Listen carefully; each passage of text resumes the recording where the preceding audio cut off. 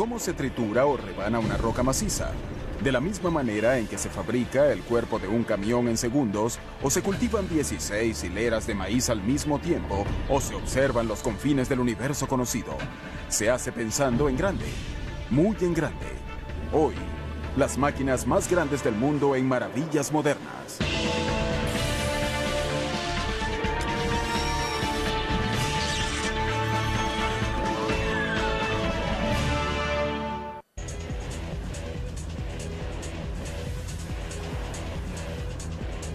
A comienzos del siglo XXI, renació una de las mayores creaciones industriales de los Estados Unidos.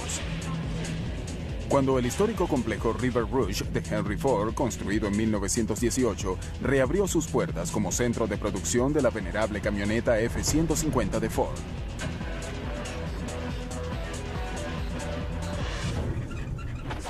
La F-150 es uno de los vehículos más importantes para la compañía automotriz Ford. La primera de ellas se fabricó en 1948.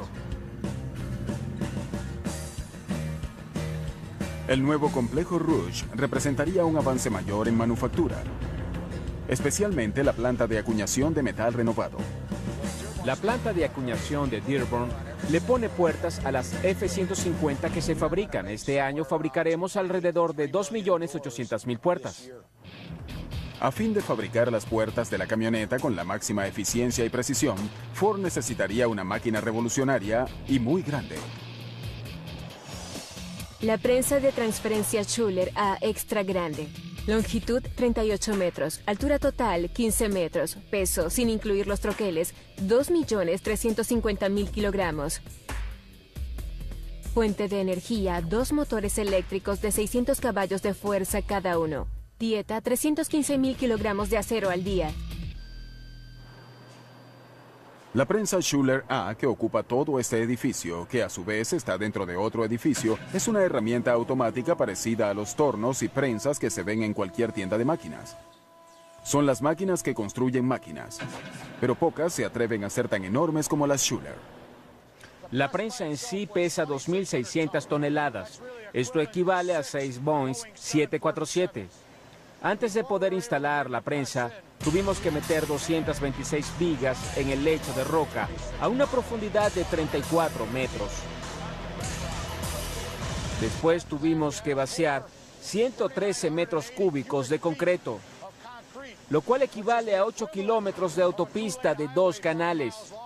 Una vez hecho esto, pudimos comenzar a instalar la prensa. El tamaño de la Schuller es la clave de su eficiencia. Hay 2 razones por las que esta máquina es tan grande. Primero, nos da la posibilidad de fabricar más de una pieza a la vez, es decir, con ella hacemos las puertas de la derecha y de la izquierda al mismo tiempo. Y segundo, se necesita ese tonelaje para moldear las partes. Por eso es tan enorme esta prensa. Estas láminas de acero, aún en blanco, están a punto de entrar a las fauces de la prensa. Aunque solo tienen 1 milímetro de espesor, son de acero sólido. Se necesita una fuerza tremenda para cambiar su forma permanentemente en cuestión de segundos. El poder de la máquina actúa en el momento en que la primera prensa, también llamada deslizadora, baja sobre la lámina en blanco y le imprime la forma de una puerta. En esta máquina en particular, la capacidad combinada de todas las prensas es de 5.300 toneladas. La primera prensa o deslizadora, por sí misma, es capaz de 2.250 toneladas. Es una gran fuerza la que se produce. En cada paso del proceso de fabricación, la lámina en blanco es sostenida entre 2 troqueles de 20.400 kilogramos cada uno que se unen para formar las láminas. Ese sonido fuerte que se escucha es lo que genera la totalidad del tonelaje. Son los troqueles superior e inferior entrando en contacto. La prensa es la máquina y los troqueles son las herramientas. El primer troquel suele ser el que da la forma. A medida que se avanza, estos van cambiando. Algunos troqueles recortan, otros perforan y otros crean rebordes. Depende del tipo de troquel que sea. Una vez completado el proceso, emerge de la prensa un nuevo par de puertas cada 5 segundos. Antes de la llegada de las prensas de transferencia extra grandes y eficientes como las Schuler, cada parte se formaba en 5 o 6 prensas diferentes. Había que transportar la pieza de prensa a prensa y usar entre 3 y 4 líneas de producción para pasar la pieza por un número de hasta 30 prensas diferentes para producir el mismo resultado que produce este único equipo hoy en día. Alcanzar tal nivel de eficiencia requiere de una enorme cantidad de energía. Tiene su propia fuente de energía. La subestación que tenemos podría alimentar 50 hogares de 4 habitaciones con aire acondicionado. Eso nos da una idea de la cantidad de energía eléctrica que requiere esta prensa. Echaremos un vistazo a la planta eléctrica que alimenta la máquina. La prensa cuenta con 2 motores de corriente directa que impulsan el volante ubicado detrás de esta unidad de freno con embrague hidráulico. Cuando el volante está en movimiento, la energía queda almacenada. Cuando activamos el embrague hidráulico, esa energía almacenada es enviada hacia el eje de salida, que a su vez impulsa el eje principal. La vara principal de 24 metros de largo proporciona la energía necesaria para mover la enorme prensa hacia abajo, y lo que es aún más difícil, hacia arriba de nuevo. Aunque la prensa Schuler funciona mecánicamente, tiene apoyos hidráulicos que ayudan a amortiguar el golpe hacia abajo y a eyectar la lámina ya acuñada. La historia de la prensa de acuñación moderna es en gran medida la historia de cómo se ha llegado a generar una fuerza hidráulica cada vez mayor. A comienzos de la década de los 30, el uso de fluidos hidráulicos en grandes prensas de acuñación ya era algo común. La fuerza que se aplica mediante el desplazamiento de fluidos hidráulicos es instantánea y predecible. Por eso, esta tecnología hace más fácil controlar la velocidad y por tanto la precisión del moldeado. La prensa Schuler A se conoce como una prensa de transferencia. Esto significa que la misma máquina transfiere la lámina de una prensa a la siguiente de manera que no es necesario pasarla a otra máquina. La compañía Schuler se distingue por haber construido la primera prensa de transferencia del mundo, la cual se presentó en la Exposición Mundial de París en el año 1900. Desde entonces, las prensas de transferencia se han difundido mucho para la acuñación de todo tipo de productos, desde monedas hasta piezas de reloj. La prensa Schuler actual en movimiento se ve y se oye como un ser vivo gigante. La máquina respira, gime por el esfuerzo, y sus extremidades hacen temblar el suelo que pisan. Además, todos sus agraciados movimientos están sincronizados por un sistema nervioso central. Es una prensa que contiene 304 kilómetros de cable, 91 motores y 8 computadoras. Las computadoras son las que controlan todo. La esencia de esta máquina son los circuitos electrónicos. Esta fue la primera Schuler diseñada con alimentación electrónica. Esto quiere decir que los rieles de automatización se manejan por medio de computadoras. A pesar de su enorme tamaño, la prensa Schuler sigue siendo una máquina herramienta, y el rasgo más distintivo de cualquier máquina herramienta es la precisión. Las prensas individuales que hacen efectivamente el trabajo están graduadas a la proximidad de una 15 milésima de pulgada de izquierda a derecha y de una 12 milésima de pulgada de frente a parte posterior. Obviamente, para una prensa de ese tamaño, la tolerancia de error es muy baja. Como sucede con todas las máquinas de este tamaño y nivel de sofisticación, la prensa Schuler A requiere de un equipo de mantenimiento de primera y de un operador altamente calificado. El operador juega un papel clave. Es él quien monitorea constantemente los niveles de presión, los niveles de aceite, los parámetros de tonelaje y demás aspectos que influyen directamente en la calidad del producto. Básicamente es el piloto de la prensa. La presión del aire, el medidor de tonelaje, el ajuste de amortiguación, que las prensas individuales estén funcionando con los parámetros correctos y que estemos moldeando la pieza correcta. Son cosas de esa naturaleza. Ahora estamos trabajando con 12 golpes y medio. Podríamos trabajar con 13, pero eso sería sobrecargar la máquina. Hasta 6 veces al día, el operador y su equipo supervisan el cambio de troqueles, que es crítico. Deben colocar cada troquel de 41.000 kilogramos en su posición en un lapso de 10 minutos. Tenemos 9 grupos de troqueles diferentes para fabricar una serie de puertas. Tenemos puertas traseras, delanteras y puertas grandes, puertas más chicas, puertas de cabina especial y de cabina regular. Aquí fabricamos y fletamos más de 5.000 puertas al día en un solo turno. En realidad son 10.000 puertas porque se hacen de a 2. Las puertas terminadas en la planta de acuñación de Dearborn se transportan rápidamente a la planta de ensamblaje, donde se unen al marco de cada camioneta. La verdad es que nosotros hacemos las puertas y 5 horas más tarde, estas están siendo colocadas sobre carrocerías para construir camionetas. Parece apropiado que este tipo de fabricación vertical haya regresado al histórico centro Rouge. En el apogeo de su actividad en los años 30, el Rouge empleaba a 100.000 personas y era la realización de la gran visión de Henry Ford. Allí se fabricaba cada automóvil de cero, comenzando con el metal, la goma y el vidrio. En el actual mundo de la especialización, donde no es raro que las piezas de un producto se ensamblen incluso en algún lejano continente, esta visión autosuficiente de la fabricación ha quedado borrada en gran medida. Sin embargo, atreviéndose a pensar en grande y con la ayuda de una enorme máquina, algunos han hecho que aún hoy puedan oírse los ecos del pasado. Sea para acuñar metal o para atravesar algunas de las rocas más duras del planeta, siempre se necesitarán máquinas muy grandes.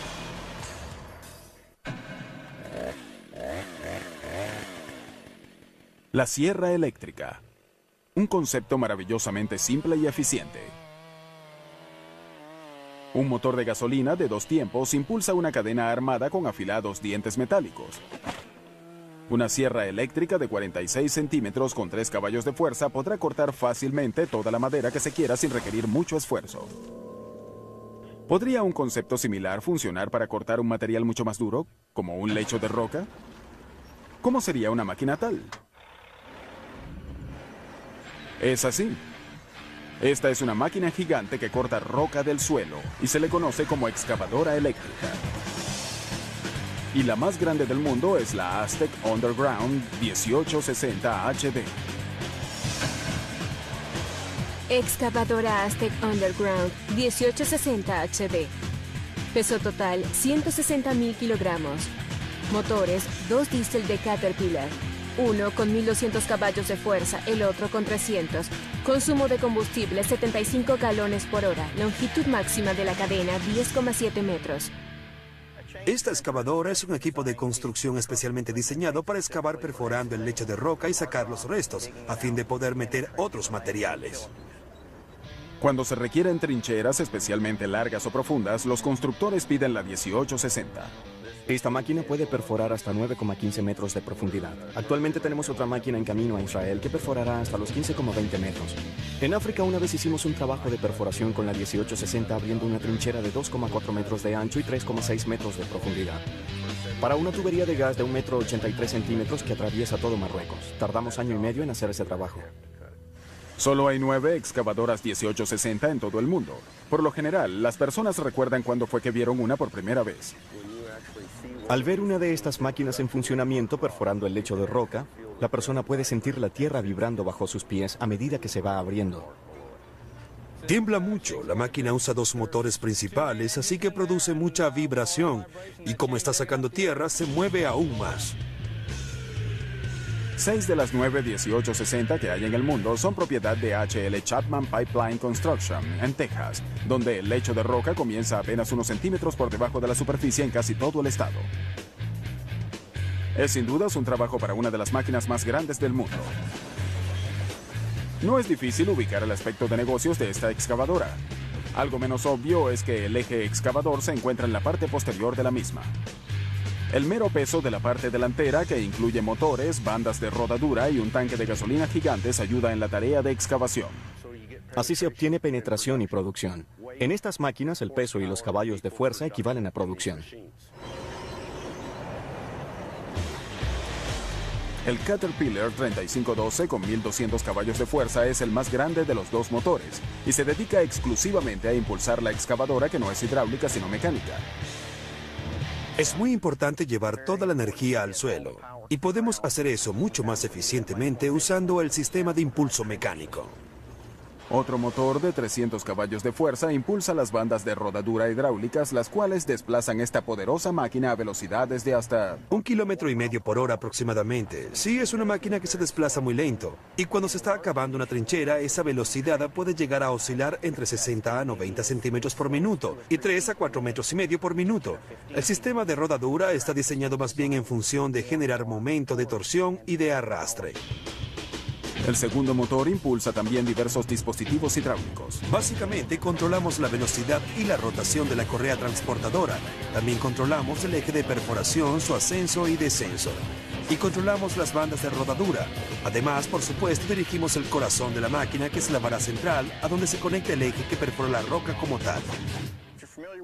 Para quienes estén familiarizados con la sierra eléctrica, este es básicamente el tornillo que se utiliza para ajustar la cadena de la sierra. Sin embargo, nuestro eje es significativamente más grande que el de una sierra eléctrica normal. Debido al peso extra, usamos cilindros engrasados de 1/8 de pulgada a cada lado del eje. Al aplicar presión, el eje se va deslizando hacia afuera. Luego colocamos varias cuñas para mantener fija esa distancia. A pesar de su impactante parecido a una sierra eléctrica, en realidad no es exacto llamar a estas máquinas sierras eléctricas gigantes.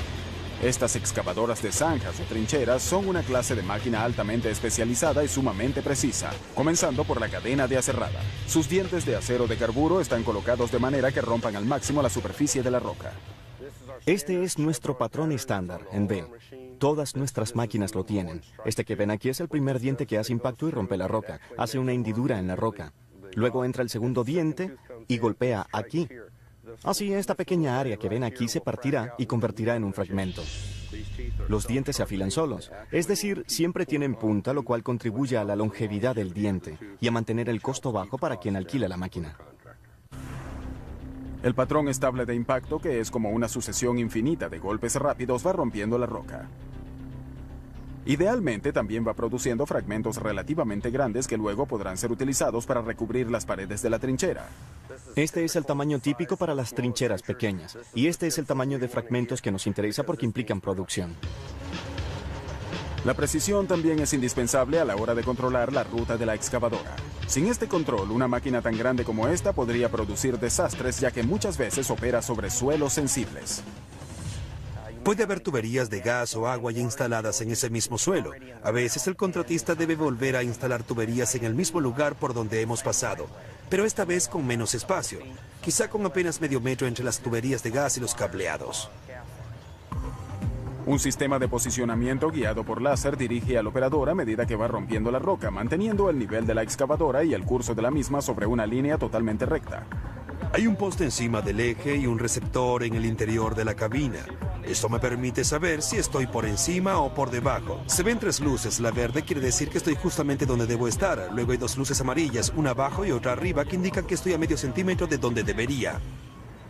La precisión del 1860 también hace más seguro el serio trabajo de cortar la roca. Esta zanja soportada por los lados tiene estas paredes cuadradas gracias a la capacidad de la misma excavadora. Así es más segura, pues impide que al personal que vaya a trabajar allí dentro le caigan piedras sobre la cabeza. Eso duele. Estas excavadoras encajan perfectamente en tejas donde todo es, como dicen, más grande. Sin embargo, estas máquinas y los hombres que las mantienen viajan por todo el mundo. Tenemos excavadoras en el Medio Oriente, Europa y en casi todo el mundo. Siempre que haya roca que excavar, tendremos una máquina para el trabajo. Claro que sí. Pero hace falta más de un tipo de máquina para manipular la roca a nuestro antojo. Y a veces la queremos triturada. La Tierra está hecha literalmente de roca. También lo está gran parte de la civilización. En la cantera de Volcan Materials en Manassas, Virginia, se explotan toneladas y toneladas de piedra de la superficie terrestre que luego se procesan para formar agregados adecuados para todo tipo de construcción, desde carreteras hasta paredes de concreto prefabricadas. La mayor parte de nuestra producción va al mercado local en forma de concreto, asfalto y ladrillos. También la usamos como base en vías de tránsito para construir puentes y para entradas de auto de casas particulares. Según la industria, por cada persona que viva en el área debemos suministrar entre 10 y 12 toneladas de roca al año. No es tarea fácil convertir enormes rocas volcánicas de 1,20 metros de ancho en pequeñas piedrecitas uniformes. Es una tarea para la que se requieren máquinas muy grandes, como la que hay en esta estructura de 10 pisos. Esta está diseñada para lidiar con el hecho de que la piedra no suele venir en tamaños convenientes al hombre. Son las trituradoras de roca. La trituradora giratoria superior 4265 de Metso Minerals. Peso total 120.000 kilogramos. Altura 10 pisos. Motor eléctrico de 500 caballos de fuerza. Dieta 2.557 toneladas de roca por hora. La 4265 es conocida como trituradora giratoria, debido al movimiento que realiza esta tarea. El implacable giro hacia adelante y hacia atrás que comprime la roca contra las paredes de la recámara. Podrían visualizarlo imaginando que la trituradora es como un cascanueces gigante mecanizado. Opera el mismo principio. Son dos superficies duras que se cierran sobre una superficie blanda que está en el centro. En este caso, créanlo o no, la roca bruta es el material blando. Entonces, son dos piezas de metal mecánicamente dispuestas para unirse comprimiendo la roca. Así, esta se fragmenta en pedazos más pequeños. El proceso comienza en la cabina de control ubicada en la parte superior de la trituradora. Desde allí, el operador tiene una visión frontal y central de cada carga de 100 toneladas de roca que se introduce por la boca de la enorme máquina. Unas regaderas de agua mantienen el nivel de polvo bajo control constantemente. Todas nuestras trituradoras están diseñadas para funcionar con sistemas de embudo. Esto se debe a que las rocas que están arriba ayudan a empujarlas de abajo hacia la recámara de triturado. Además, así las rocas se rozan entre sí y esto facilita la tarea de triturar materiales de gran tamaño. Las trituradoras primarias como esta aceptan rocas de hasta 1 metro de diámetro. El operador Pete Hoff usa un martillo hidráulico para reducir cualquiera que sea más grande que eso. En el centro de la trituradora se encuentra un eje de acero sólido que puede medir hasta 8 metros de largo. La concha en forma de cono colocada sobre el eje provee la superficie de triturado. Tanto el eje como la concha fueron forjados como piezas sólidas de acero. La concha y el eje juntos pesan más de 23.000 kilogramos. Este cascanueces gigante se alimenta de un motor eléctrico de 500 caballos de fuerza. El motor impulsa una vara horizontal fija que está conectada a una gran corona que causa la rotación del eje central gigante. El eje central está metido en una cavidad conocida como excéntrica debido a su forma asimétrica. A medida que el eje central va girando, va moviendo la concha trituradora de un lado a otro contra las paredes de la recámara, 170 veces por minuto y siguiendo un patrón excéntrico. Es imposible que las rocas no se deshagan ahí adentro, pero la concha trituradora no sería nada si las paredes de la recámara no fueran ultra resistentes. Las piezas de esta máquina son todas de acero. Son vaciadas en un tipo de acero muy bien reforzado, así que la recámara es sumamente resistente. Además, las superficies están protegidas con una revestidura de manganeso o bien de una aleación de acero. 2 pisos por debajo de la sala de control, la trituración va a toda marcha. Lo que se escucha aquí son las rocas que se están triturando contra esta recámara externa, que es la parte superior de la máquina, y donde vemos fuertes vigas que soportan todas las fuerzas de trituración. Desde aquí hacia abajo está la parte inferior de la máquina, donde se encuentra toda la parte mecánica, el cojinete del excéntrico, el de la concha inferior, el excéntrico, y debajo de eso está el sistema de posicionamiento del eje central. La piedra enormemente reducida emerge por abajo. Pueden ver la diferencia de tamaño entre la roca que va en ese camión y la que está cayendo de aquella correa. Esa es la reducción que se logra en ese primer paso. Este eficiente método, conocido como trituración por compresión, ha jugado un papel clave en la historia. La primera trituradora por compresión fue desarrollada y patentada por un caballero llamado Eli Whitney Blake en 1858. Él era el sobrino de Eli Whitney, el inventor de la ginebra de algodón. Los comisionados de su pueblo pidieron a Eli Whitney Blake que desarrollara una trituradora o algún tipo de máquina que les permitiera reducir la piedra para obtener macadán para la construcción de un pedazo de autopista de 3 kilómetros. Él tardó 5 años en crear esta máquina, que tiene un troquel de sierra fijo y otro que se le opone y gira de manera excéntrica. Así comenzó la trituración por compresión, y las trituradoras al estilo de Blake siguen en uso hoy en día. A finales del siglo XIX, las trituradoras de roca fueron de gran valor en la construcción de vías de tránsito por toda una nación en pleno desarrollo. También sirvieron para extraer metales preciosos de bloques gigantes de piedra.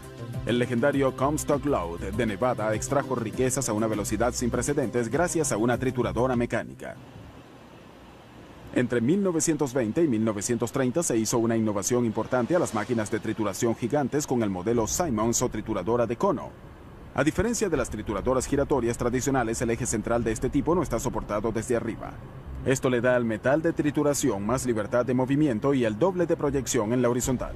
Hoy, el fabricante de la trituradora de cono más grande del mundo es Mexo Minerals. Este monstruo de 154 toneladas y 1000 caballos de fuerza es conocido como el MP1000. Y casualmente también reside en la cantera de Vulcan Materials en Manassas, Virginia. El MP1000 es la máquina más grande de este tipo que se haya construido jamás. También es la más avanzada tecnológicamente. Es emocionante ver cómo funciona. El MP1000 es la trituradora secundaria en esta cantera. La roca ya reducida por la trituradora giratoria ha llegado hasta aquí sobre una banda transportadora y espera para ser triturada nuevamente. El rápido impulso de la concha pulverizará la roca contra el recipiente gigante de acero en forma de cono. Este es el recipiente y se inserta en la parte superior de la máquina. Su superficie es de manganeso y es contra esta que choca realmente la roca. Cuando la máquina se mueve, el material que va pasando a través de ella se va reduciendo, cae y luego se desplaza al lado opuesto. Al salir del MP1000, la roca puede pasar a una tercera e incluso a una cuarta trituradora dependiendo del producto que se desee obtener. Con sus múltiples máquinas para triturar y cernir, Vulcan Materials produce desde grandes fragmentos útiles para controlar inundaciones hasta arena para concreto.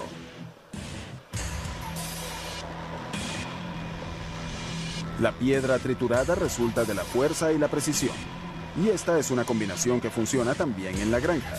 Prepárense para una cosecha de alta tecnología con la cosechadora más grande del mundo.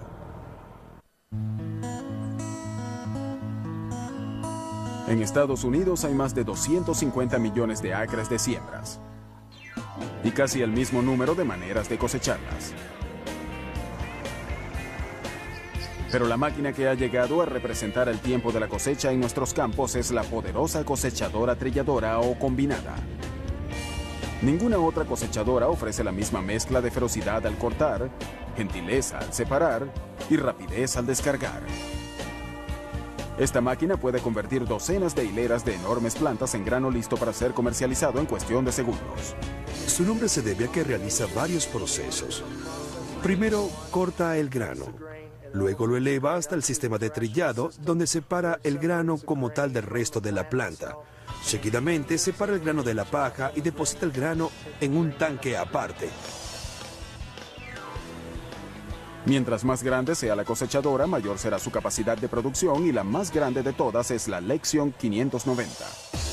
Cosechadora trilladora Lexion 590R, peso del vehículo 21.000 kilogramos. Ancho de la pieza cortadora 12,2 metros. Motor Caterpillar C13 diésel de 462 caballos de fuerza. Dieta 24 siembras diferentes, hasta 1.143 fanegas de trigo o 3.048 fanegas de maíz por hora. Cuando hizo su debut en 2004, la serie Lexion 500 dejó impresionado al mundo de la agricultura. El fabricante, la firma Claas, ubicada en Omaha, Nebraska, eligió en su momento el cercano Museo de Comando Aéreo Estratégico para presentar la máquina por primera vez. La reacción del mercado fue de asombro. Yo estaba impresionado. Lo primero que cosechamos fue el maíz. Nunca había visto una máquina cosechar el maíz de esa manera. Sea cual sea la siembra que devore, la Lexion 590 es la más grande de todas las máquinas, tanto por su motor de producción como por su volumen total.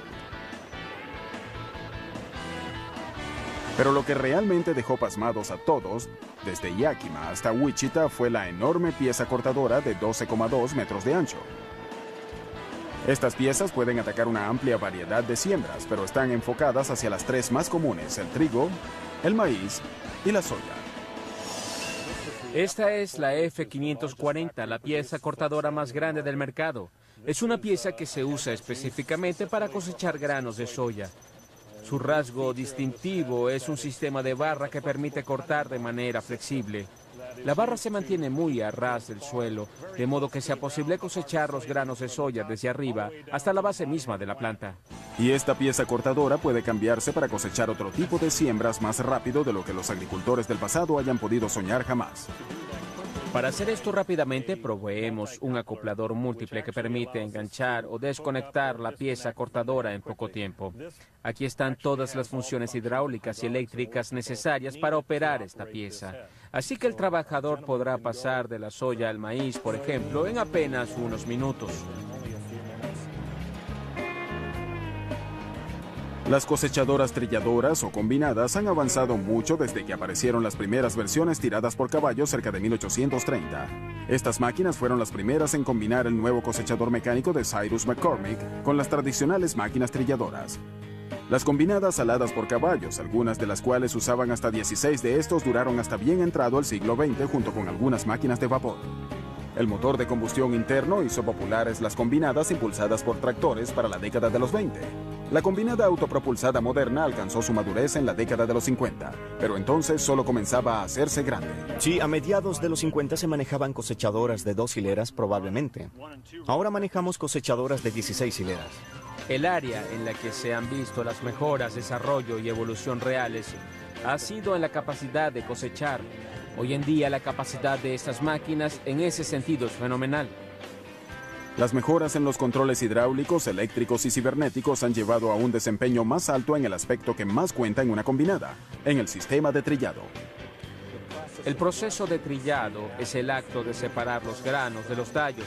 A medida que la vamos cosechando, la planta entra a la máquina con sus semillas. Cuando decimos la palabra trillar, nos referimos al acto de separar las semillas del cuerpo de la planta. El sistema de separación giratorio que tenemos es lo que nos separa el grano de la paja.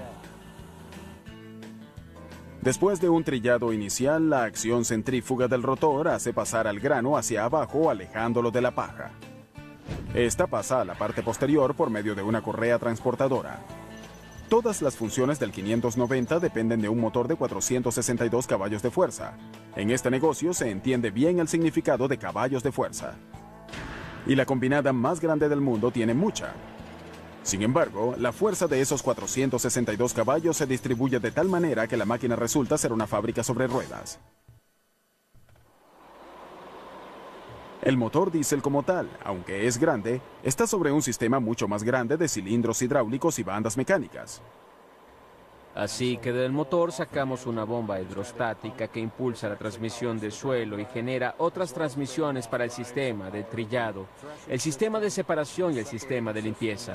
Y cada uno de estos sistemas tiene una transmisión aparte. La lógica nos dice que la pieza cortadora más grande y potente requiere del tanque de grano más grande del mundo, capaz de contener hasta 229 fanegas de producto. Para los que no saben de agricultura, eso equivale a 9.000 kilogramos de grano. Pero dada la velocidad con que cosecha la 590, incluso un tanque tan grande como ese puede llenarse en apenas 5 minutos. De ahí que se tenga también el sistema de descarga más largo y potente del mundo. Usualmente descargamos a medida que cosechamos, nunca paramos. Luego enviamos 4 camiones con el producto desde el campo hasta el elevador. Descargamos 2 fanegas por segundo. Quiere decir que podemos descargar un tanque de 229 fanegas en menos de 2 minutos. Mientras se cosecha la siembra, el residuo se muele y se esparce. Es una parte crucial del ciclo de crecimiento en cualquier granja. Si se hace esto de manera efectiva y eficiente, se reducirá un poco el costo del labrado. Se necesita una distribución homogénea de ese material para que la naturaleza pueda realmente surtir efecto y descomponerlo rápidamente. La mayoría de las personas que trabajaron en la serie de combinadas 500, desde los ingenieros hasta los vendedores, crecieron en una granja y conocen las exigencias del tiempo de cosecha. Generalmente trabajamos 14 o 15 horas al día. En la última temporada comenzamos el 16 de septiembre y terminamos un poco después del Día de Acción de Gracias. Y mantenemos ese ritmo casi sin parar, 7 días a la semana. Para los agricultores de hoy en día, el mayor atractivo de las combinadas gigantes como la 590 es su alto rendimiento. La Lexion 590 es la combinada más grande del mundo. Pero preguntémonos cuál es el beneficio que proporciona al agricultor. El beneficio es que permite cosechar toda la siembra en el lapso de tiempo más propicio. Esto significa que la calidad del grano obtenido será mayor, con lo cual el dinero ganado también será mucho mayor. Actualmente hacemos con una combinada lo que antes hacíamos con 4 o 5 máquinas y 4 o 5 operadores. Siempre me pregunto cuándo se detendrá tanto crecimiento. No sé de qué manera podríamos crecer más, pero estoy seguro de que lo haremos. Las máquinas grandes son esenciales para alimentar al mundo. Y en un universo también grande nos ayudan a buscar nuevos mundos. En la isla de Hawái, 4.250 metros sobre el mar azul y las playas de arenas negras, e incluso por encima de las nubes, sobre las frías y áridas pendientes de un volcán durmiente llamado Mauna Kea, 13 telescopios le abren sus puertas al cielo en representación de 11 naciones. Mauna Kea es uno de los mejores sitios para la observación astronómica por diversas razones. Como ven, estamos a unos 4.250 metros sobre el nivel del mar. Es decir, estamos sobre la capa de inversión térmica, lo cual nos da un propicio aire fino. El nivel de oxígeno aquí es alrededor del 40% del que habría al nivel del mar. Como estamos en medio del Océano Pacífico, es un lugar muy oscuro. También es muy seco, el nivel de humedad es muy bajo. Y dado que el vapor de agua tiende a desviar y reflejar la luz, lo mejor para la observación astronómica es que el sitio sea seco. Aquí arriba, un par de telescopios gigantes son sin duda reyes de la montaña. Pertenecen a la Universidad de California y a Caltech, y son operados por su personal conformando el Observatorio Keck. Son los 2 telescopios ópticos e infrarrojos más grandes del mundo. El Observatorio Keck capturó luz por primera vez en 1993. Peso en movimiento de cada telescopio, 298 toneladas. Altura de las cúpulas, 31 metros. Diámetro de cada espejo primario, 10 metros. Objeto más distante divisado, una galaxia ubicada a 13.000 millones de años luz de la Tierra. Aunque los telescopios del Observatorio Keck son grandes en muchos aspectos, lo más importante es el tamaño del espejo primario de cada uno. Desde el siglo XVII, los telescopios han usado lentes o espejos para capturar la luz del espacio exterior. Los telescopios que usan espejos, conocidos como reflectores, recogen la luz distante en el espejo primario. Luego esta rebota y se refleja en espejos secundarios y terciarios mucho más pequeños, donde se enfoca y proyecta hacia instrumentos de observación. Cuando de espejos primarios se trata, mientras más grande, mejor. La idea de construir telescopios cada vez más grandes es crear recipientes de luz cada vez más grandes. De lo que se trata es de capturar el mayor número posible de fotones. Antes de los Keck, el tamaño de los espejos ópticos había parecido llegar a un límite. El espejo del Hale, de 4,88 metros de diámetro en el Observatorio Palomar de California, había sido el más grande durante 3 décadas, hasta que la Unión Soviética logró fabricar uno de 6,10 metros para su telescopio BTA-6.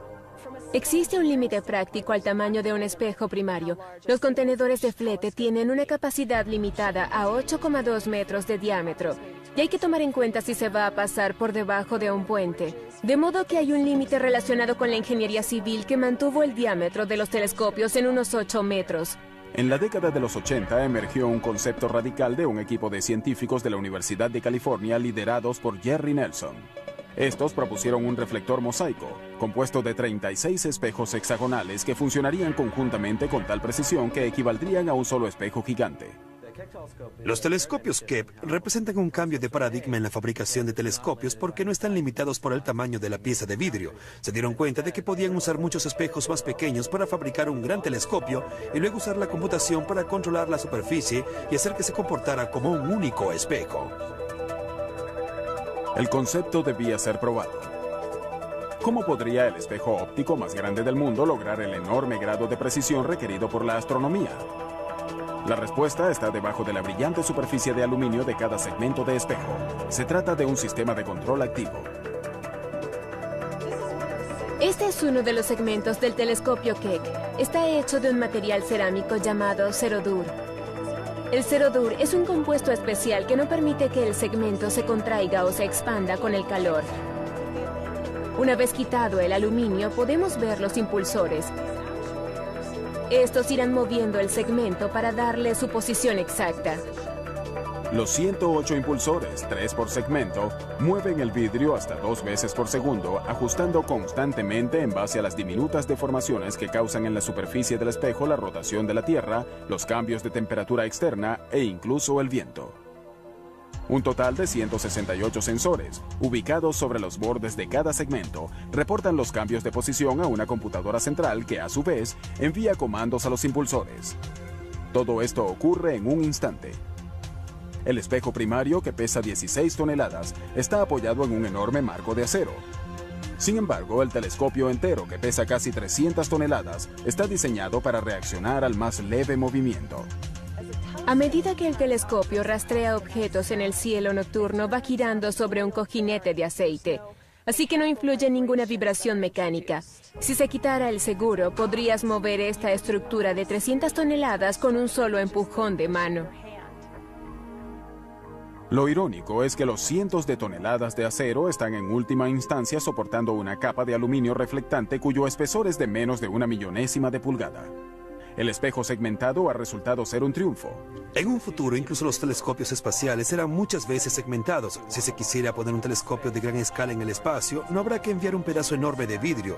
Bastará con enviar una serie de pedazos pequeños y luego hacer el ensamblaje en órbita. Así que la idea para la próxima generación, lo que se conoce como el telescopio espacial James Webb, es usar un diseño segmentado similar al de los 36 segmentos del Keck para fabricar un telescopio en el espacio cuya capacidad sobrepase la del actual telescopio espacial Hubble. Cae la noche en el observatorio Keck.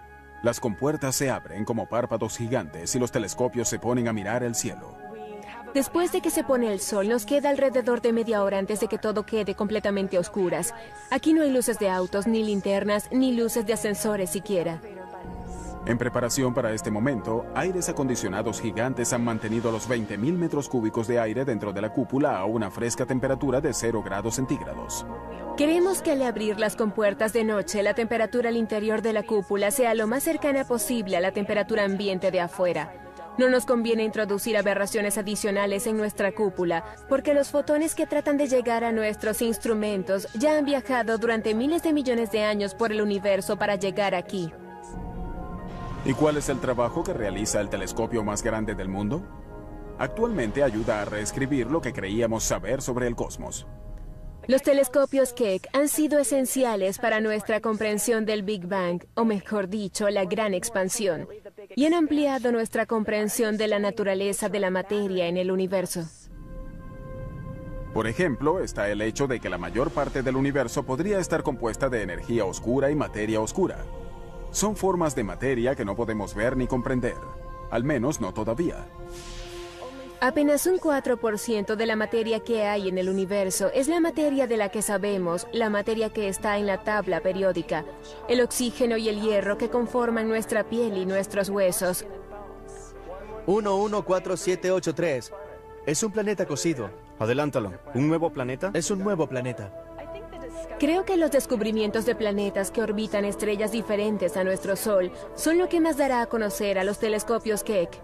Hasta la fecha, los telescopios Keck han confirmado el descubrimiento de más planetas extrasolares que cualquier otro telescopio en la Tierra o en el espacio. Uno de los prospectos más emocionantes de un telescopio gigante es que algún día, en alguna parte, podría encontrar criaturas como nosotros. Y quizás esas criaturas compartirían nuestro interés en construir máquinas a gran escala. Máquinas capaces de cortar, triturar y moldear el material del que está hecho el planeta, para convertirlo en vías de tránsito, vehículos y grandes máquinas cosechadoras. Quizá ahora mismo estén usando unas de las máquinas más grandes de su mundo para observarnos a nosotros.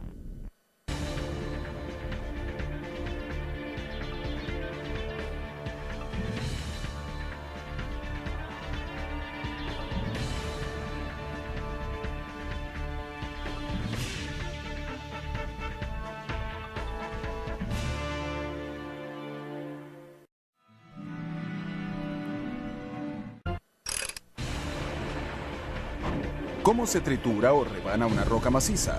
De la misma manera en que se fabrica el cuerpo de un camión en segundos, o se cultivan 16 hileras de maíz al mismo tiempo, o se observan los confines del universo conocido. Se hace pensando en grande, muy en grande. Hoy, las máquinas más grandes del mundo en maravillas modernas.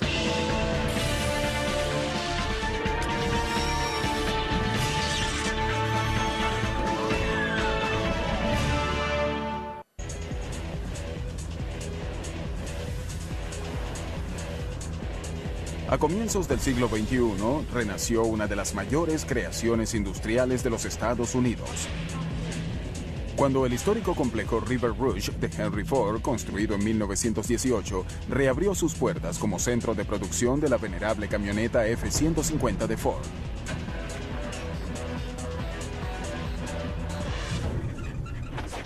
La F-150 es uno de los vehículos más importantes para la compañía automotriz Ford. La primera de ellas se fabricó en 1948. El nuevo complejo Rouge representaría un avance mayor en manufactura, especialmente la planta de acuñación de metal renovado. La planta de acuñación de Dearborn le pone puertas a las F-150 que se fabrican. Este año fabricaremos alrededor de 2.800.000 puertas. A fin de fabricar las puertas de la camioneta con la máxima eficiencia y precisión, Ford necesitaría una máquina revolucionaria y muy grande. La prensa de transferencia Schuller A extra grande. Longitud 38 metros, altura total 15 metros, peso sin incluir los troqueles 2.350.000 kilogramos.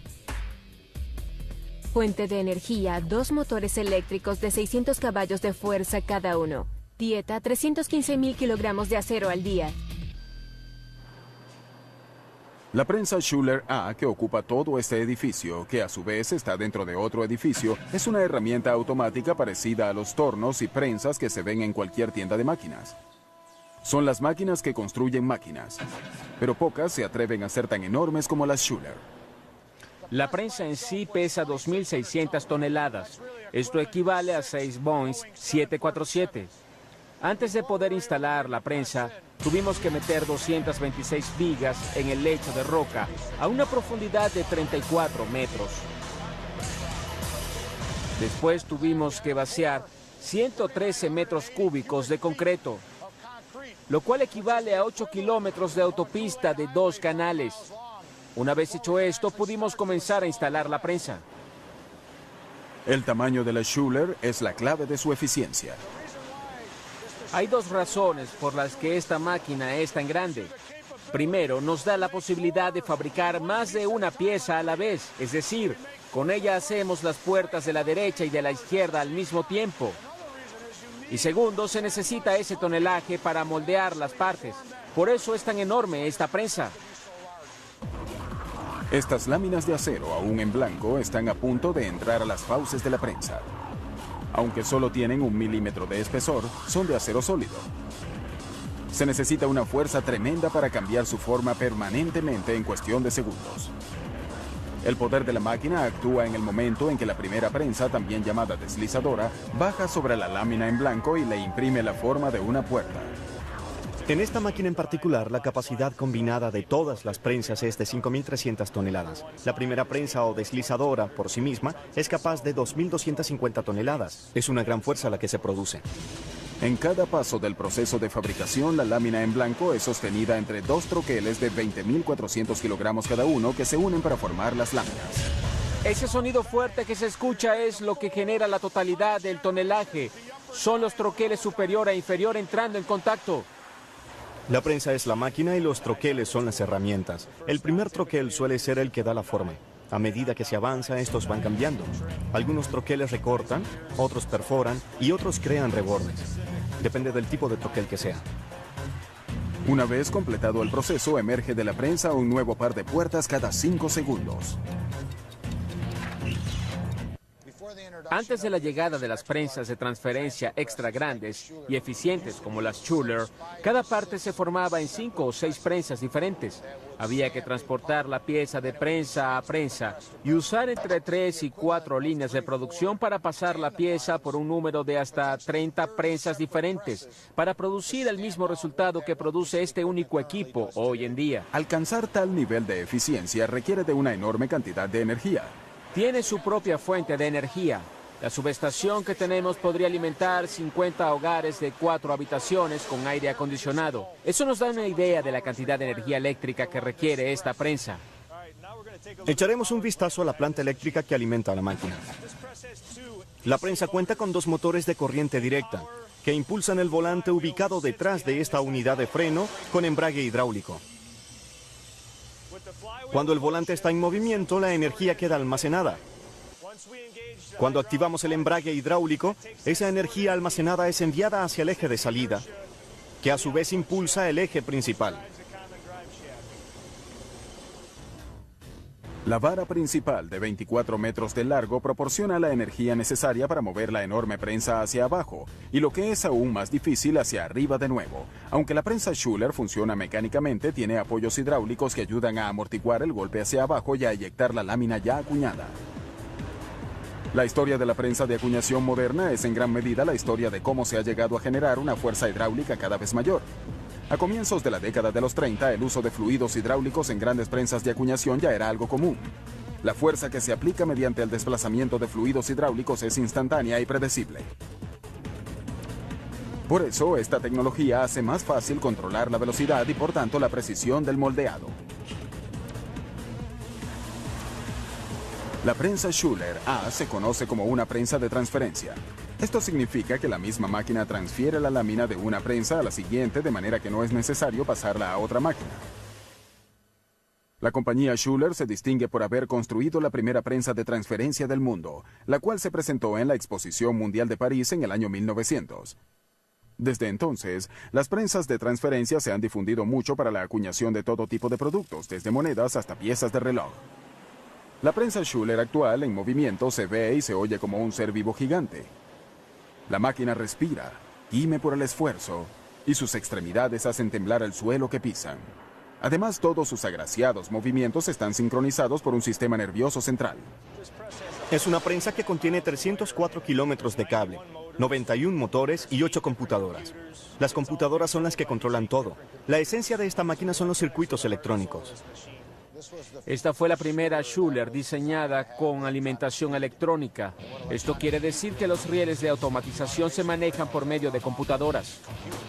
A pesar de su enorme tamaño, la prensa Schuler sigue siendo una máquina herramienta, y el rasgo más distintivo de cualquier máquina herramienta es la precisión. Las prensas individuales que hacen efectivamente el trabajo están graduadas a la proximidad de una 15 milésima de pulgada de izquierda a derecha y de una 12 milésima de pulgada de frente a parte posterior. Obviamente, para una prensa de ese tamaño, la tolerancia de error es muy baja. Como sucede con todas las máquinas de este tamaño y nivel de sofisticación, la prensa Schuler A requiere de un equipo de mantenimiento de primera y de un operador altamente calificado. El operador juega un papel clave. Es él quien monitorea constantemente los niveles de presión, los niveles de aceite, los parámetros de tonelaje y demás aspectos que influyen directamente en la calidad del producto. Básicamente es el piloto de la prensa. La presión del aire, el medidor de tonelaje, el ajuste de amortiguación, que las prensas individuales estén funcionando con los parámetros correctos y que estemos moldeando la pieza correcta. Son cosas de esa naturaleza. Ahora estamos trabajando con 12 golpes y medio. Podríamos trabajar con 13, pero eso sería sobrecargar la máquina. Hasta 6 veces al día, el operador y su equipo supervisan el cambio de troqueles, que es crítico. Deben colocar cada troquel de 41.000 kilogramos en su posición en un lapso de 10 minutos. Tenemos 9 grupos de troqueles diferentes para fabricar una serie de puertas. Tenemos puertas traseras, delanteras y puertas grandes, puertas más chicas, puertas de cabina especial y de cabina regular. Aquí fabricamos y fletamos más de 5.000 puertas al día en un solo turno. En realidad son 10.000 puertas porque se hacen de a 2. Las puertas terminadas en la planta de acuñación de Dearborn se transportan rápidamente a la planta de ensamblaje, donde se unen al marco de cada camioneta.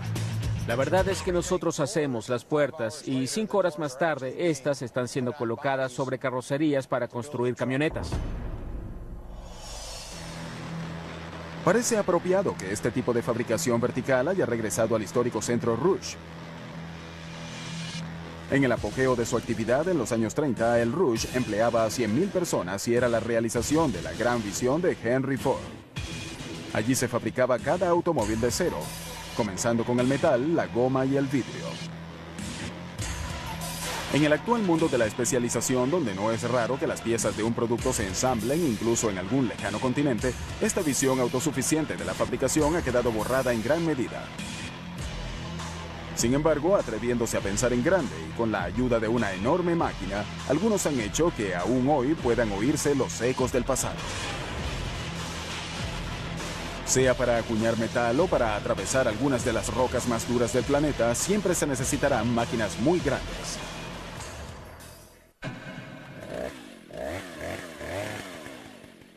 La sierra eléctrica. Un concepto maravillosamente simple y eficiente.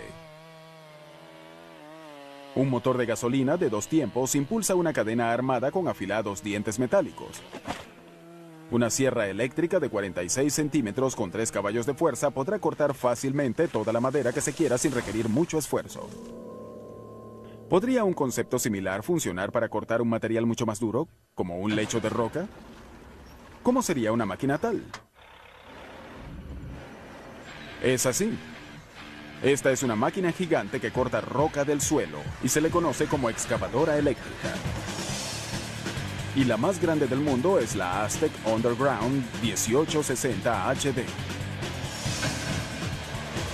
Excavadora Aztec Underground 1860 HD. Peso total 160.000 kilogramos. Motores 2 diésel de Caterpillar. Uno con 1200 caballos de fuerza, el otro con 300. Consumo de combustible 75 galones por hora. Longitud máxima de la cadena 10,7 metros. Esta excavadora es un equipo de construcción especialmente diseñado para excavar perforando el lecho de roca y sacar los restos, a fin de poder meter otros materiales. Cuando se requieren trincheras especialmente largas o profundas, los constructores piden la 1860. Esta máquina puede perforar hasta 9,15 metros de profundidad. Actualmente tenemos otra máquina en camino a Israel que perforará hasta los 15,20 metros. En África una vez hicimos un trabajo de perforación con la 1860 abriendo una trinchera de 2,4 metros de ancho y 3,6 metros de profundidad. Para una tubería de gas de 1,83 metros que atraviesa todo Marruecos. Tardamos 1 año y medio en hacer ese trabajo. Solo hay 9 excavadoras 1860 en todo el mundo. Por lo general, las personas recuerdan cuándo fue que vieron una por primera vez. Al ver una de estas máquinas en funcionamiento perforando el lecho de roca, la persona puede sentir la tierra vibrando bajo sus pies a medida que se va abriendo. Tiembla mucho, la máquina usa 2 motores principales, así que produce mucha vibración, y como está sacando tierra, se mueve aún más.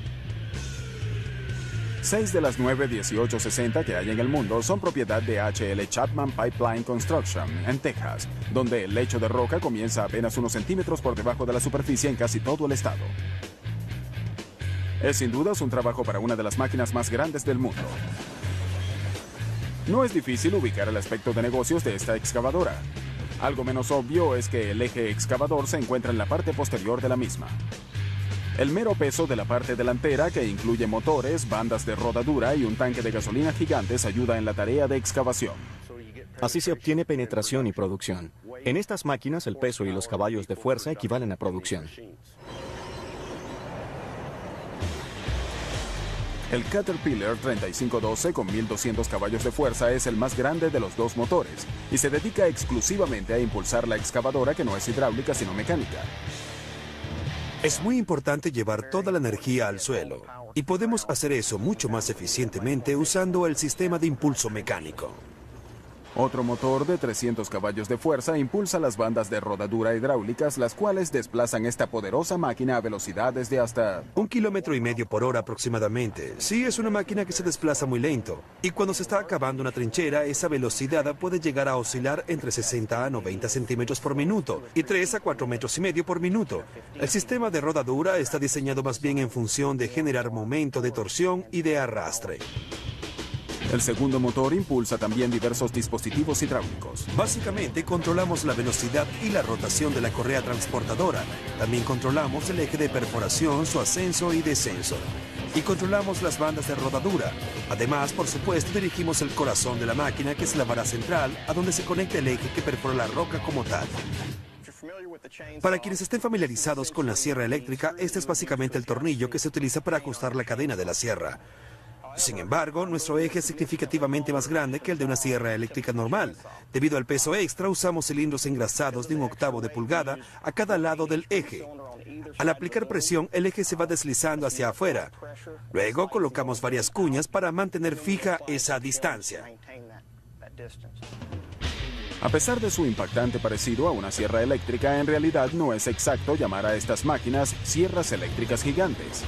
Estas excavadoras de zanjas o trincheras son una clase de máquina altamente especializada y sumamente precisa, comenzando por la cadena de aserrada. Sus dientes de acero de carburo están colocados de manera que rompan al máximo la superficie de la roca.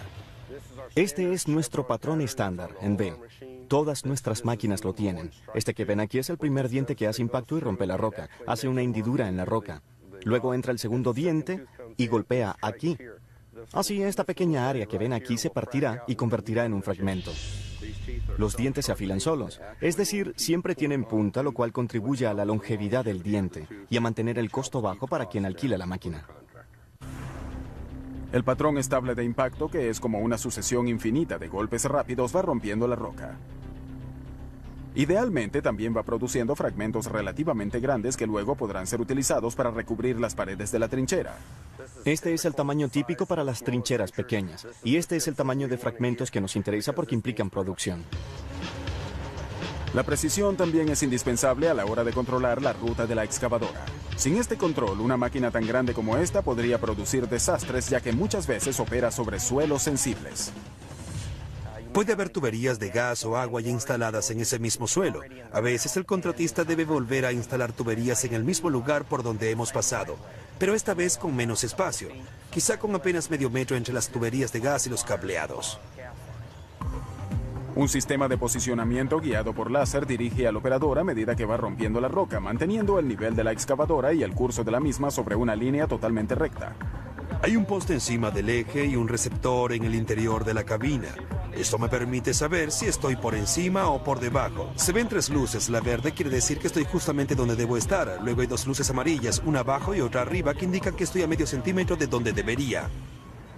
La precisión del 1860 también hace más seguro el serio trabajo de cortar la roca.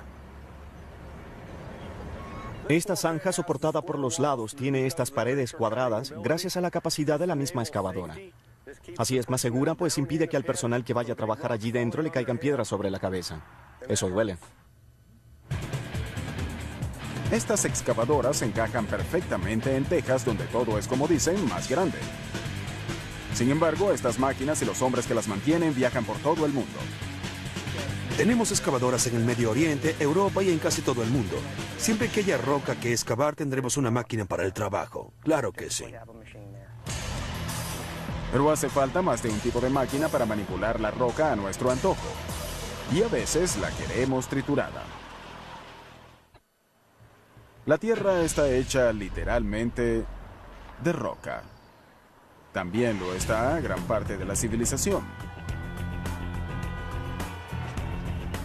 En la cantera de Volcan Materials en Manassas, Virginia, se explotan toneladas y toneladas de piedra de la superficie terrestre que luego se procesan para formar agregados adecuados para todo tipo de construcción, desde carreteras hasta paredes de concreto prefabricadas. La mayor parte de nuestra producción va al mercado local en forma de concreto, asfalto y ladrillos. También la usamos como base en vías de tránsito para construir puentes y para entradas de auto de casas particulares. Según la industria, por cada persona que viva en el área debemos suministrar entre 10 y 12 toneladas de roca al año. No es tarea fácil convertir enormes rocas volcánicas de 1,20 metros de ancho en pequeñas piedrecitas uniformes. Es una tarea para la que se requieren máquinas muy grandes, como la que hay en esta estructura de 10 pisos. Esta está diseñada para lidiar con el hecho de que la piedra no suele venir en tamaños convenientes al hombre. Son las trituradoras de roca. La trituradora giratoria superior 4265 de Metson Minerals. Peso total 120.000 kilogramos. Altura 10 pisos. Motor eléctrico de 500 caballos de fuerza. Dieta 2.557 toneladas de roca por hora. La 4265 es conocida como trituradora giratoria, debido al movimiento que realiza esta tarea. El implacable giro hacia adelante y hacia atrás que comprime la roca contra las paredes de la recámara. Podrían visualizarlo imaginando que la trituradora es como un cascanueces gigante mecanizado. Opera el mismo principio. Son 2 superficies duras que se cierran sobre una superficie blanda que está en el centro. En este caso, créanlo o no, la roca bruta es el material blando. Entonces, son 2 piezas de metal mecánicamente dispuestas para unirse comprimiendo la roca. Así, esta se fragmenta en pedazos más pequeños. El proceso comienza en la cabina de control ubicada en la parte superior de la trituradora. Desde allí, el operador tiene una visión frontal y central de cada carga de 100 toneladas de roca que se introduce por la boca de la enorme máquina. Unas regaderas de agua mantienen el nivel de polvo bajo control constantemente. Todas nuestras trituradoras están diseñadas para funcionar con sistemas de embudo. Esto se debe a que las rocas que están arriba ayudan a empujarlas de abajo hacia la recámara de triturado. Además, así las rocas se rozan entre sí y esto facilita la tarea de triturar materiales de gran tamaño. Las trituradoras primarias como esta aceptan rocas de hasta 1 metro de diámetro. El operador Pete Hoff usa un martillo hidráulico para reducir cualquiera que sea más grande que eso. En el centro de la trituradora se encuentra un eje de acero sólido que puede medir hasta 8 metros de largo. La concha en forma de cono colocada sobre el eje provee la superficie de triturado. Tanto el eje como la concha fueron forjados como piezas sólidas de acero. La concha y el eje juntos pesan más de 23.000 kilogramos. Este cascanueces gigante se alimenta de un motor eléctrico de 500 caballos de fuerza. El motor impulsa una vara horizontal fija que está conectada a una gran corona que causa la rotación del eje central gigante. El eje central está metido en una cavidad conocida como excéntrica debido a su forma asimétrica. A medida que el eje central va girando, va moviendo la concha trituradora de un lado a otro contra las paredes de la recámara, 170 veces por minuto y siguiendo un patrón excéntrico. Es imposible que las rocas no se deshagan ahí adentro, pero la concha trituradora no sería nada si las paredes de la recámara no fueran ultra resistentes. Las piezas de esta máquina son todas de acero. Son vaciadas en un tipo de acero muy bien reforzado, así que la recámara es sumamente resistente. Además, las superficies están protegidas con una revestidura de manganeso o bien de una aleación de acero. 2 pisos por debajo de la sala de control, la trituración va a toda marcha. Lo que se escucha aquí son las rocas que se están triturando contra esta recámara externa, que es la parte superior de la máquina, y donde vemos fuertes vigas que soportan todas las fuerzas de trituración.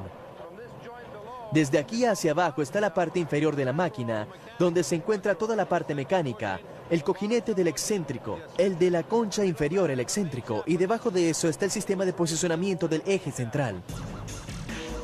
La piedra enormemente reducida emerge por abajo. Pueden ver la diferencia de tamaño entre la roca que va en ese camión y la que está cayendo de aquella correa. Esa es la reducción que se logra en ese primer paso. Este eficiente método, conocido como trituración por compresión, ha jugado un papel clave en la historia.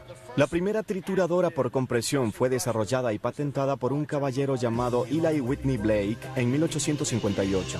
Él era el sobrino de Eli Whitney, el inventor de la ginebra de algodón.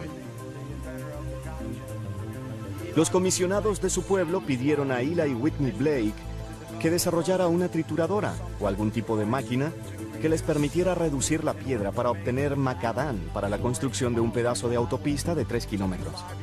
Él tardó 5 años en crear esta máquina, que tiene un troquel de sierra fijo y otro que se le opone y gira de manera excéntrica. Así comenzó la trituración por compresión, y las trituradoras al estilo de Blake siguen en uso hoy en día. A finales del siglo XIX, las trituradoras de roca fueron de gran valor en la construcción de vías de tránsito por toda una nación en pleno desarrollo. También sirvieron para extraer metales preciosos de bloques gigantes de piedra. El legendario Comstock Lode de Nevada extrajo riquezas a una velocidad sin precedentes gracias a una trituradora mecánica. Entre 1920 y 1930 se hizo una innovación importante a las máquinas de trituración gigantes con el modelo Simmons o trituradora de cono. A diferencia de las trituradoras giratorias tradicionales, el eje central de este tipo no está soportado desde arriba. Esto le da al metal de trituración más libertad de movimiento y el doble de proyección en la horizontal. Hoy, el fabricante de la trituradora de cono más grande del mundo es Mexo Minerals. Este monstruo de 154 toneladas y 1000 caballos de fuerza es conocido como el MP1000. Y casualmente también reside en la cantera de Vulcan Materials en Manassas, Virginia. El MP1000 es la máquina más grande de este tipo que se haya construido jamás. También es la más avanzada tecnológicamente. Es emocionante ver cómo funciona. El MP1000 es la trituradora secundaria en esta cantera. La roca ya reducida por la trituradora giratoria ha llegado hasta aquí sobre una banda transportadora y espera para ser triturada nuevamente. El rápido impulso de la concha pulverizará la roca contra el recipiente gigante de acero en forma de cono. Este es el recipiente y se inserta en la parte superior de la máquina. Su superficie es de manganeso y es contra esta que choca realmente la roca. Cuando la máquina se mueve, el material que va pasando a través de ella se va reduciendo, cae y luego se desplaza al lado opuesto. Al salir del MP1000, la roca puede pasar a una tercera e incluso a una cuarta trituradora dependiendo del producto que se desee obtener. Con sus múltiples máquinas para triturar y cernir, Vulcan Materials produce desde grandes fragmentos útiles para controlar inundaciones hasta arena para concreto.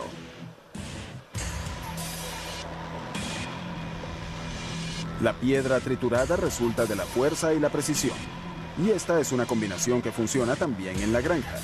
Prepárense para una cosecha de alta tecnología con la cosechadora más grande del mundo.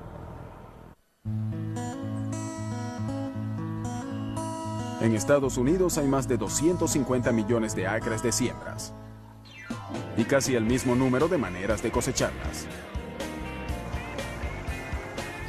Pero la máquina que ha llegado a representar el tiempo de la cosecha en nuestros campos es la poderosa cosechadora trilladora o combinada. Ninguna otra cosechadora ofrece la misma mezcla de ferocidad al cortar, gentileza al separar y rapidez al descargar. Esta máquina puede convertir docenas de hileras de enormes plantas en grano listo para ser comercializado en cuestión de segundos. Su nombre se debe a que realiza varios procesos. Primero, corta el grano. Luego lo eleva hasta el sistema de trillado, donde separa el grano como tal del resto de la planta. Seguidamente, separa el grano de la paja y deposita el grano en un tanque aparte. Mientras más grande sea la cosechadora, mayor será su capacidad de producción y la más grande de todas es la Lexion 590. Cosechadora trilladora Lexion 590R, peso del vehículo 21.000 kilogramos. Ancho de la pieza cortadora 12,2 metros. Motor Caterpillar C13 diésel de 462 caballos de fuerza. Dieta 24 siembras diferentes, hasta 1.143 fanegas de trigo o 3.048 fanegas de maíz por hora. Cuando hizo su debut en 2004, la serie Lexion 500 dejó impresionado al mundo de la agricultura. El fabricante, la firma Claas, ubicada en Omaha, Nebraska, eligió en su momento el cercano Museo de Comando Aéreo Estratégico para presentar la máquina por primera vez. La reacción del mercado fue de asombro. Yo estaba impresionado. Lo primero que cosechamos fue el maíz. Nunca había visto una máquina cosechar el maíz de esa manera. Sea cual sea la siembra que devore, la Lexion 590 es la más grande de todas las máquinas, tanto por su motor de producción como por su volumen total. Pero lo que realmente dejó pasmados a todos, desde Yakima hasta Wichita, fue la enorme pieza cortadora de 12,2 metros de ancho. Estas piezas pueden atacar una amplia variedad de siembras, pero están enfocadas hacia las tres más comunes: el trigo, el maíz y la soya. Esta es la F540, la pieza cortadora más grande del mercado. Es una pieza que se usa específicamente para cosechar granos de soya. Su rasgo distintivo es un sistema de barra que permite cortar de manera flexible. La barra se mantiene muy a ras del suelo, de modo que sea posible cosechar los granos de soya desde arriba hasta la base misma de la planta. Y esta pieza cortadora puede cambiarse para cosechar otro tipo de siembras más rápido de lo que los agricultores del pasado hayan podido soñar jamás. Para hacer esto rápidamente, proveemos un acoplador múltiple que permite enganchar o desconectar la pieza cortadora en poco tiempo. Aquí están todas las funciones hidráulicas y eléctricas necesarias para operar esta pieza. Así que el trabajador podrá pasar de la soya al maíz, por ejemplo, en apenas unos minutos. Las cosechadoras trilladoras o combinadas han avanzado mucho desde que aparecieron las primeras versiones tiradas por caballos cerca de 1830. Estas máquinas fueron las primeras en combinar el nuevo cosechador mecánico de Cyrus McCormick con las tradicionales máquinas trilladoras. Las combinadas aladas por caballos, algunas de las cuales usaban hasta 16 de estos, duraron hasta bien entrado el siglo XX junto con algunas máquinas de vapor. El motor de combustión interno hizo populares las combinadas impulsadas por tractores para la década de los 20. La combinada autopropulsada moderna alcanzó su madurez en la década de los 50, pero entonces solo comenzaba a hacerse grande. Sí, a mediados de los 50 se manejaban cosechadoras de 2 hileras probablemente. Ahora manejamos cosechadoras de 16 hileras. El área en la que se han visto las mejoras, desarrollo y evolución reales ha sido en la capacidad de cosechar. Hoy en día la capacidad de estas máquinas en ese sentido es fenomenal. Las mejoras en los controles hidráulicos, eléctricos y cibernéticos han llevado a un desempeño más alto en el aspecto que más cuenta en una combinada, en el sistema de trillado. El proceso de trillado es el acto de separar los granos de los tallos. A medida que la vamos cosechando, la planta entra a la máquina con sus semillas. Cuando decimos la palabra trillar, nos referimos al acto de separar las semillas del cuerpo de la planta. El sistema de separación giratorio que tenemos es lo que nos separa el grano de la paja. Después de un trillado inicial, la acción centrífuga del rotor hace pasar al grano hacia abajo, alejándolo de la paja. Esta pasa a la parte posterior por medio de una correa transportadora. Todas las funciones del 590 dependen de un motor de 462 caballos de fuerza. En este negocio se entiende bien el significado de caballos de fuerza. Y la combinada más grande del mundo tiene mucha. Sin embargo, la fuerza de esos 462 caballos se distribuye de tal manera que la máquina resulta ser una fábrica sobre ruedas. El motor diésel como tal, aunque es grande, está sobre un sistema mucho más grande de cilindros hidráulicos y bandas mecánicas. Así que del motor sacamos una bomba hidrostática que impulsa la transmisión de suelo y genera otras transmisiones para el sistema de trillado, el sistema de separación y el sistema de limpieza. Y cada uno de estos sistemas tiene una transmisión aparte. La lógica nos dice que la pieza cortadora más grande y potente requiere del tanque de grano más grande del mundo, capaz de contener hasta 229 fanegas de producto. Para los que no saben de agricultura, eso equivale a 9.000 kilogramos de grano. Pero dada la velocidad con que cosecha la 590, incluso un tanque tan grande como ese puede llenarse en apenas 5 minutos. De ahí que se tenga también el sistema de descarga más largo y potente del mundo.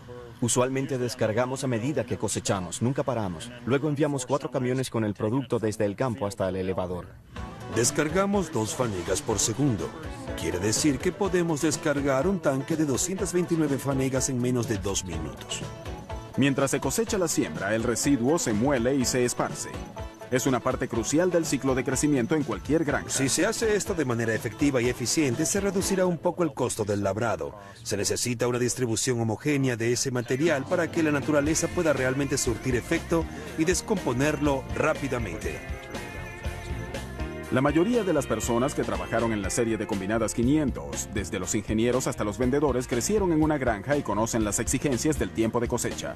Generalmente trabajamos 14 o 15 horas al día. En la última temporada comenzamos el 16 de septiembre y terminamos un poco después del Día de Acción de Gracias. Y mantenemos ese ritmo casi sin parar, 7 días a la semana. Para los agricultores de hoy en día, el mayor atractivo de las combinadas gigantes como la 590 es su alto rendimiento. La Lexion 590 es la combinada más grande del mundo. Pero preguntémonos cuál es el beneficio que proporciona al agricultor. El beneficio es que permite cosechar toda la siembra en el lapso de tiempo más propicio. Esto significa que la calidad del grano obtenido será mayor, con lo cual el dinero ganado también será mucho mayor. Actualmente hacemos con una combinada lo que antes hacíamos con 4 o 5 máquinas y 4 o 5 operadores. Siempre me pregunto cuándo se detendrá tanto crecimiento. No sé de qué manera podríamos crecer más, pero estoy seguro de que lo haremos. Las máquinas grandes son esenciales para alimentar al mundo. Y en un universo también grande nos ayudan a buscar nuevos mundos. En la isla de Hawái, 4.250 metros sobre el mar azul y las playas de arenas negras, e incluso por encima de las nubes, sobre las frías y áridas pendientes de un volcán durmiente llamado Mauna Kea, 13 telescopios le abren sus puertas al cielo en representación de 11 naciones. Mauna Kea es uno de los mejores sitios para la observación astronómica por diversas razones. Como ven, estamos a unos 4.250 metros sobre el nivel del mar. Es decir, estamos sobre la capa de inversión térmica, lo cual nos da un propicio aire fino. El nivel de oxígeno aquí es alrededor del 40% del que habría al nivel del mar. Como estamos en medio del Océano Pacífico, es un lugar muy oscuro. También es muy seco, el nivel de humedad es muy bajo. Y dado que el vapor de agua tiende a desviar y reflejar la luz, lo mejor para la observación astronómica es que el sitio sea seco. Aquí arriba, un par de telescopios gigantes son sin duda reyes de la montaña. Pertenecen a la Universidad de California y a Caltech, y son operados por su personal conformando el Observatorio Keck. Son los dos telescopios ópticos e infrarrojos más grandes del mundo. El Observatorio Keck capturó luz por primera vez en 1993. Peso en movimiento de cada telescopio, 298 toneladas. Altura de las cúpulas, 31 metros. Diámetro de cada espejo primario, 10 metros. Objeto más distante divisado, una galaxia ubicada a 13.000 millones de años luz de la Tierra. Aunque los telescopios del Observatorio Keck son grandes en muchos aspectos, lo más importante es el tamaño del espejo primario de cada uno. Desde el siglo XVII, los telescopios han usado lentes o espejos para capturar la luz del espacio exterior. Los telescopios que usan espejos, conocidos como reflectores, recogen la luz distante en el espejo primario. Luego esta rebota y se refleja en espejos secundarios y terciarios mucho más pequeños, donde se enfoca y proyecta hacia instrumentos de observación. Cuando de espejos primarios se trata, mientras más grande, mejor. La idea de construir telescopios cada vez más grandes es crear recipientes de luz cada vez más grandes. De lo que se trata es de capturar el mayor número posible de fotones. Antes de los Keck, el tamaño de los espejos ópticos había parecido llegar a un límite. El espejo del Hale, de 4,88 metros de diámetro en el Observatorio Palomar de California, había sido el más grande durante 3 décadas, hasta que la Unión Soviética logró fabricar uno de 6,10 metros para su telescopio BTA-6. Existe un límite práctico al tamaño de un espejo primario. Los contenedores de flete tienen una capacidad limitada a 8,2 metros de diámetro. Y hay que tomar en cuenta si se va a pasar por debajo de un puente. De modo que hay un límite relacionado con la ingeniería civil que mantuvo el diámetro de los telescopios en unos 8 metros. En la década de los 80 emergió un concepto radical de un equipo de científicos de la Universidad de California liderados por Jerry Nelson.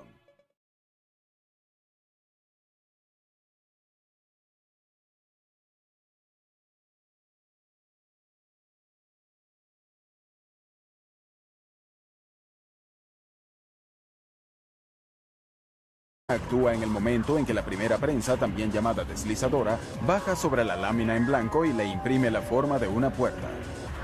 En esta máquina en particular, la capacidad combinada de todas las prensas es de 5.300 toneladas. La primera prensa o deslizadora, por sí misma, es capaz de 2.250 toneladas. Es una gran fuerza la que se produce.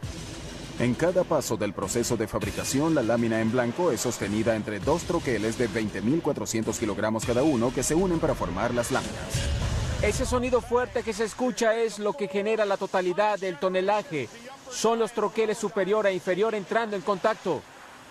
La prensa es la máquina y los troqueles son las herramientas. El primer troquel suele ser el que da la forma.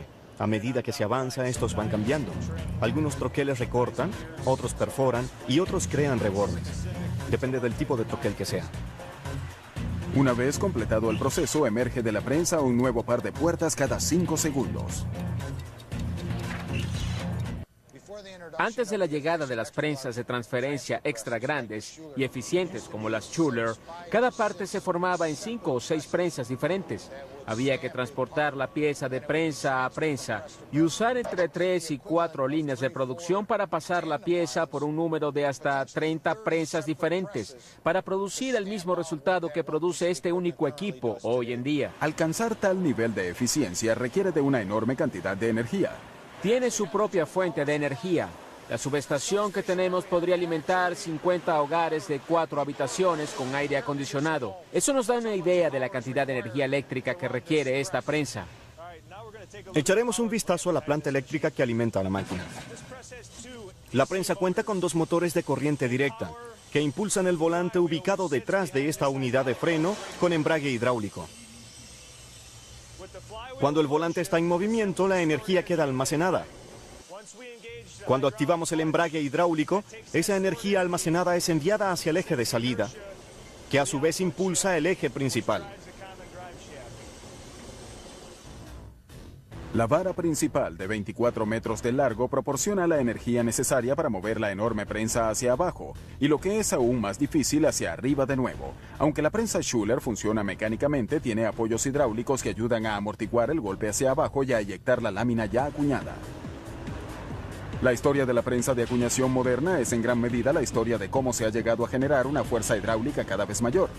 A comienzos de la década de los 30, el uso de fluidos hidráulicos en grandes prensas de acuñación ya era algo común. La fuerza que se aplica mediante el desplazamiento de fluidos hidráulicos es instantánea y predecible.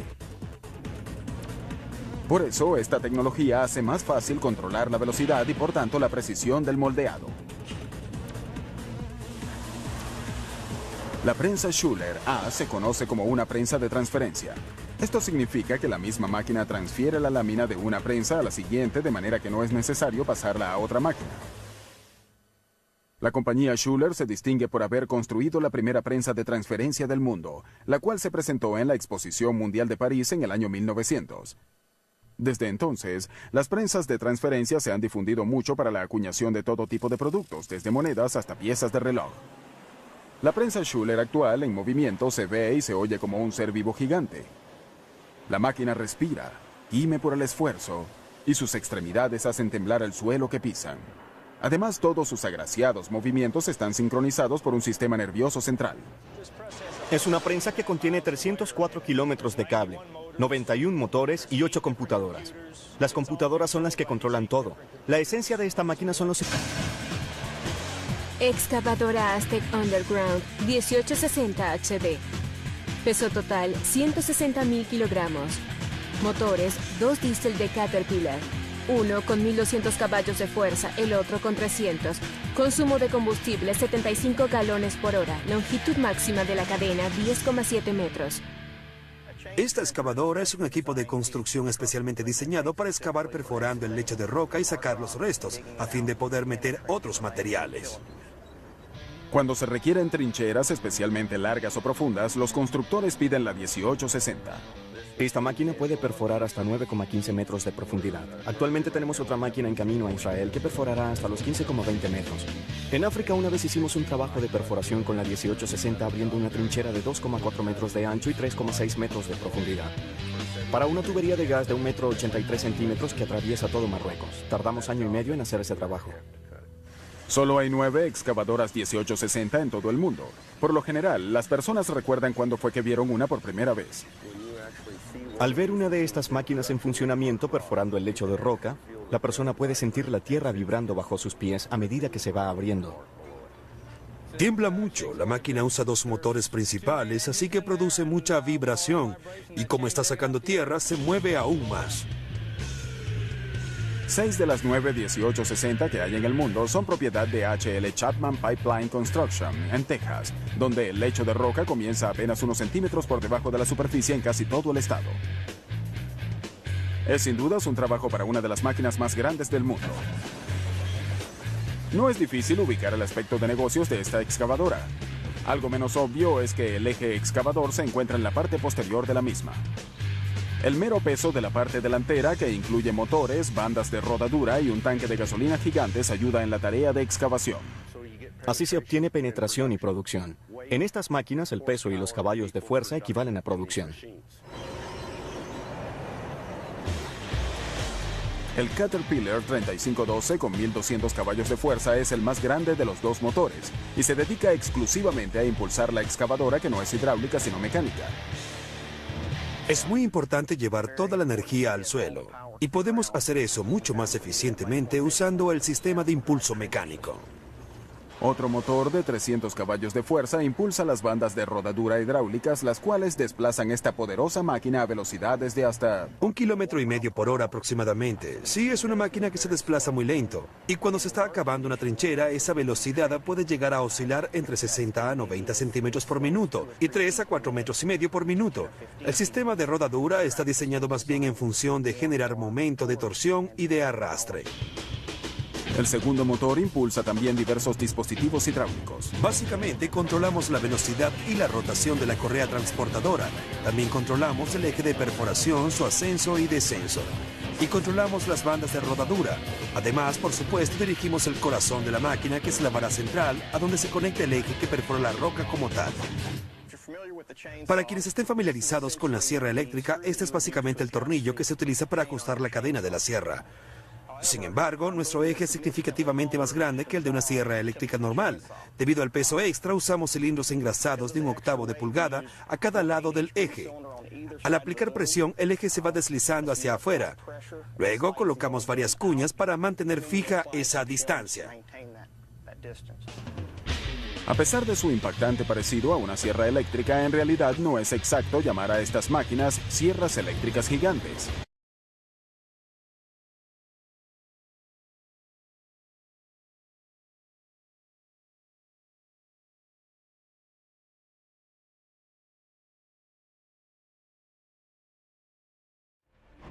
¿Cómo se tritura o rebana una roca maciza? De la misma manera en que se fabrica el cuerpo de un camión en segundos, o se cultivan 16 hileras de maíz al mismo tiempo, o se observan los confines del universo conocido. Se hace pensando en grande, muy en grande. Hoy, las máquinas más grandes del mundo en maravillas modernas.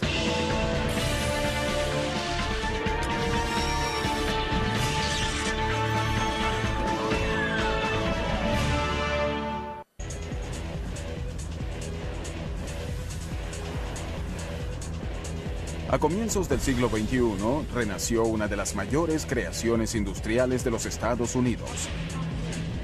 Cuando el histórico complejo River Rouge de Henry Ford, construido en 1918, reabrió sus puertas como centro de producción de la venerable camioneta F-150 de Ford.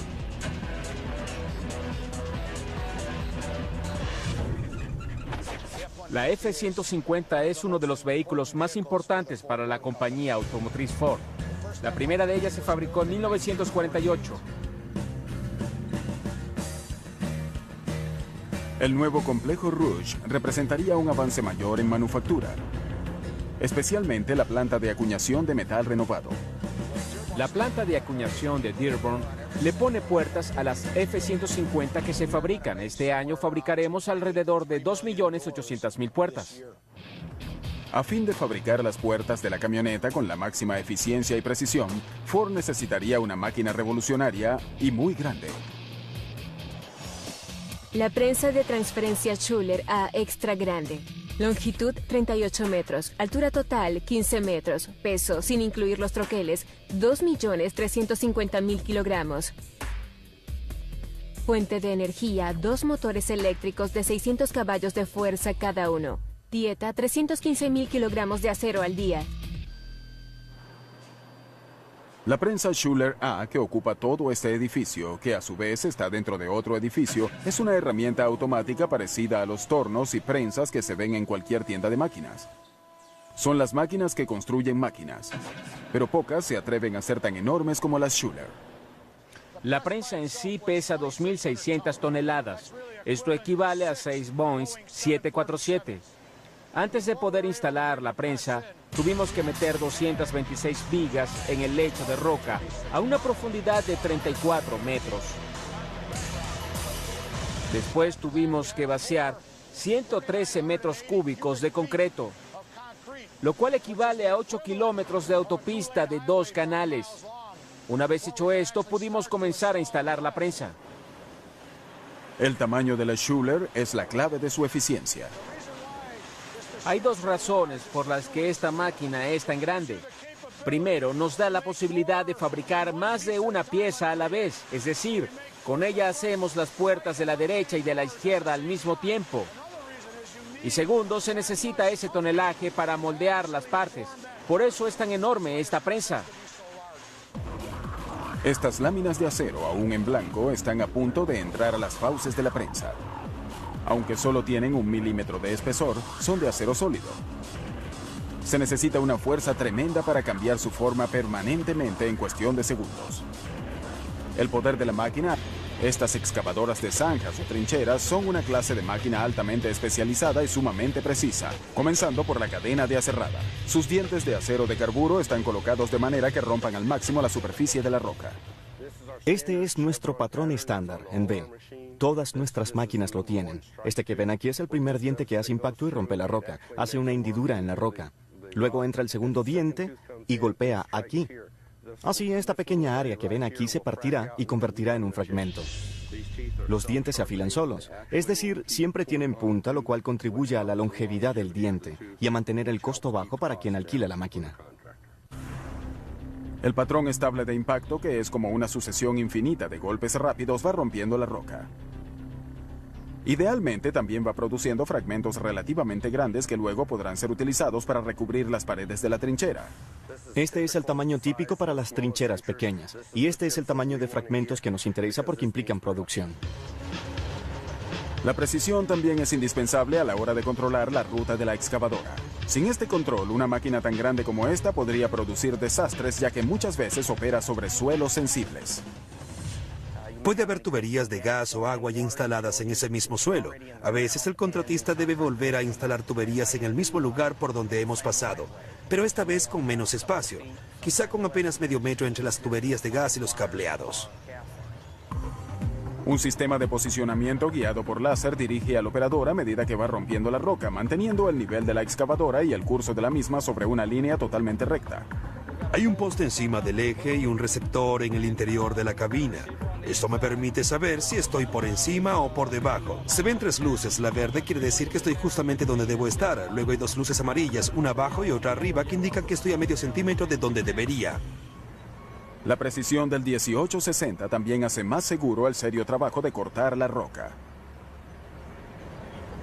Esta zanja soportada por los lados tiene estas paredes cuadradas gracias a la capacidad de la misma excavadora.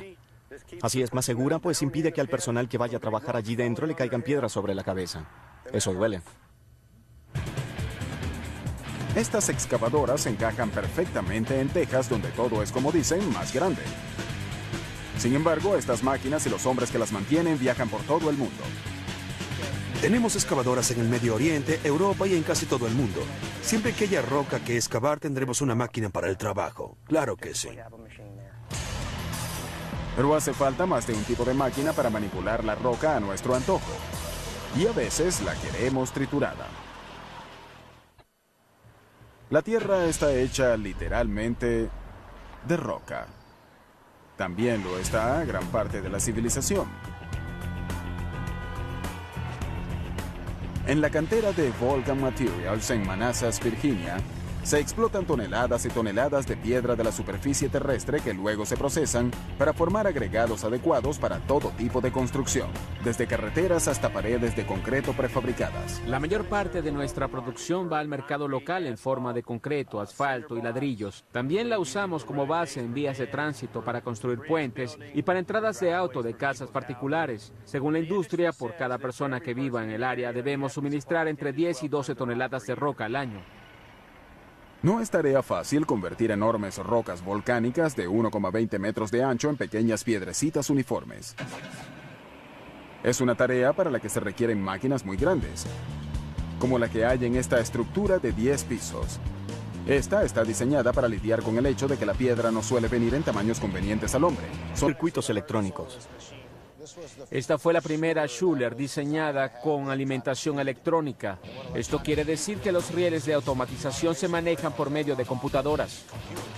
A pesar de su enorme tamaño, la prensa Schuller sigue siendo una máquina herramienta, y el rasgo más distintivo de cualquier máquina herramienta es la precisión. Las prensas individuales que hacen efectivamente el trabajo están graduadas a la proximidad de una 15 milésima de pulgada de izquierda a derecha y de una 12 milésima de pulgada de frente a parte posterior. Obviamente para una prensa de ese tamaño la tolerancia de error es muy baja. Como sucede con todas las máquinas de este tamaño y nivel de sofisticación, la prensa Schuller A requiere de un equipo de mantenimiento de primera y de un operador altamente calificado. El operador juega un papel clave. Es él quien monitorea constantemente los niveles de presión, los niveles de aceite, los parámetros de tonelaje y demás aspectos que influyen directamente en la calidad del producto. Básicamente es el piloto de la prensa. La presión del aire, el medidor de tonelaje, el ajuste de amortiguación, que las prensas individuales estén funcionando con los parámetros correctos y que estemos moldeando la pieza correcta. Son cosas de esa naturaleza. Ahora estamos trabajando con 12 golpes y medio. Podríamos trabajar con 13, pero eso sería sobrecargar la máquina. Hasta 6 veces al día, el operador y su equipo supervisan el cambio de troqueles, que es crítico. Deben colocar cada troquel de 41.000 kilogramos en su posición en un lapso de 10 minutos. Tenemos 9 grupos de troqueles diferentes para fabricar una serie de puertas. Tenemos puertas traseras, delanteras y puertas grandes, puertas más chicas, puertas de cabina especial y de cabina regular. Aquí fabricamos y fletamos más de 5.000 puertas al día en un solo turno. En realidad son 10.000 puertas porque se hacen de a dos. Las puertas terminadas en la planta de acuñación de Dearborn se transportan rápidamente a la planta de ensamblaje donde se unen al marco de cada camioneta. La verdad es que nosotros hacemos las puertas y 5 horas más tarde estas están siendo colocadas sobre carrocerías para construir camionetas. Parece apropiado que este tipo de fabricación vertical haya regresado al histórico centro Rouge. En el apogeo de su actividad en los años 30, el Rouge empleaba a 100.000 personas y era la realización de la gran visión de Henry Ford. Allí se fabricaba cada automóvil de cero, comenzando con el metal, la goma y el vidrio. En el actual mundo de la especialización, donde no es raro que las piezas de un producto se ensamblen incluso en algún lejano continente, esta visión autosuficiente de la fabricación ha quedado borrada en gran medida. Sin embargo, atreviéndose a pensar en grande y con la ayuda de una enorme máquina, algunos han hecho que aún hoy puedan oírse los ecos del pasado. Sea para acuñar metal o para atravesar algunas de las rocas más duras del planeta, siempre se necesitarán máquinas muy grandes.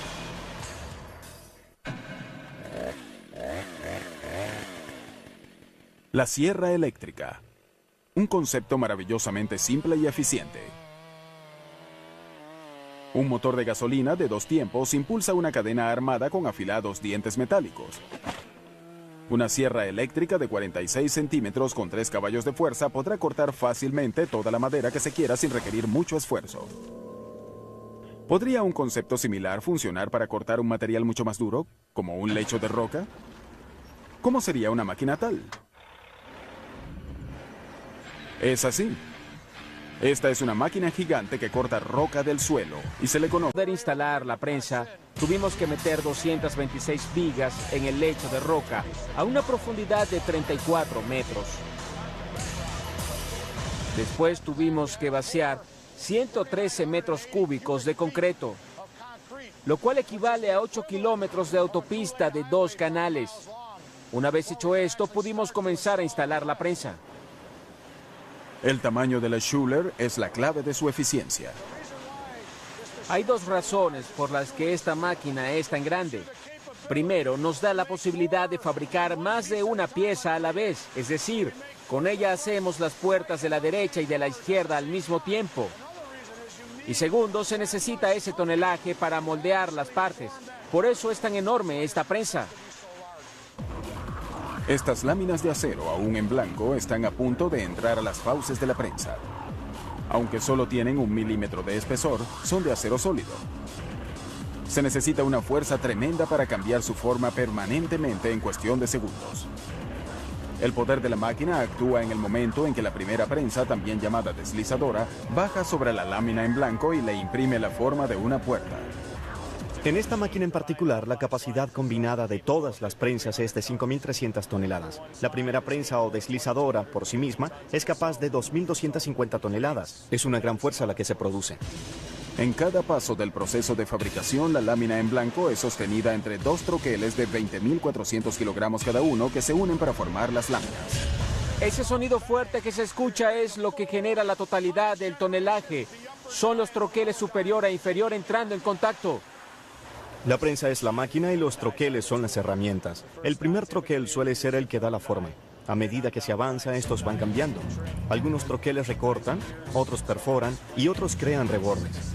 Depende del tipo de troquel que sea. Una vez completado el proceso, emerge de la prensa un nuevo par de puertas cada 5 segundos. Antes de la llegada de las prensas de transferencia extra grandes y eficientes como las Schuler, cada parte se formaba en 5 o 6 prensas diferentes.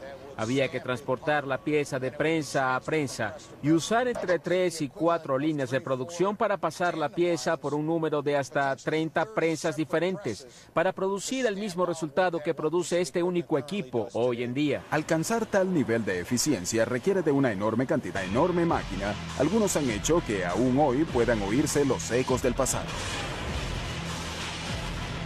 Sea para acuñar metal o para atravesar algunas de las rocas más duras del planeta, siempre se necesitarán máquinas muy grandes.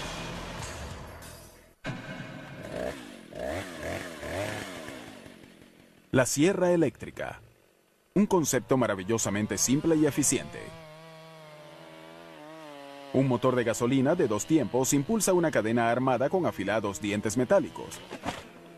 Una sierra eléctrica de 46 centímetros con 3 caballos de fuerza podrá cortar fácilmente toda la madera que se quiera sin requerir mucho esfuerzo.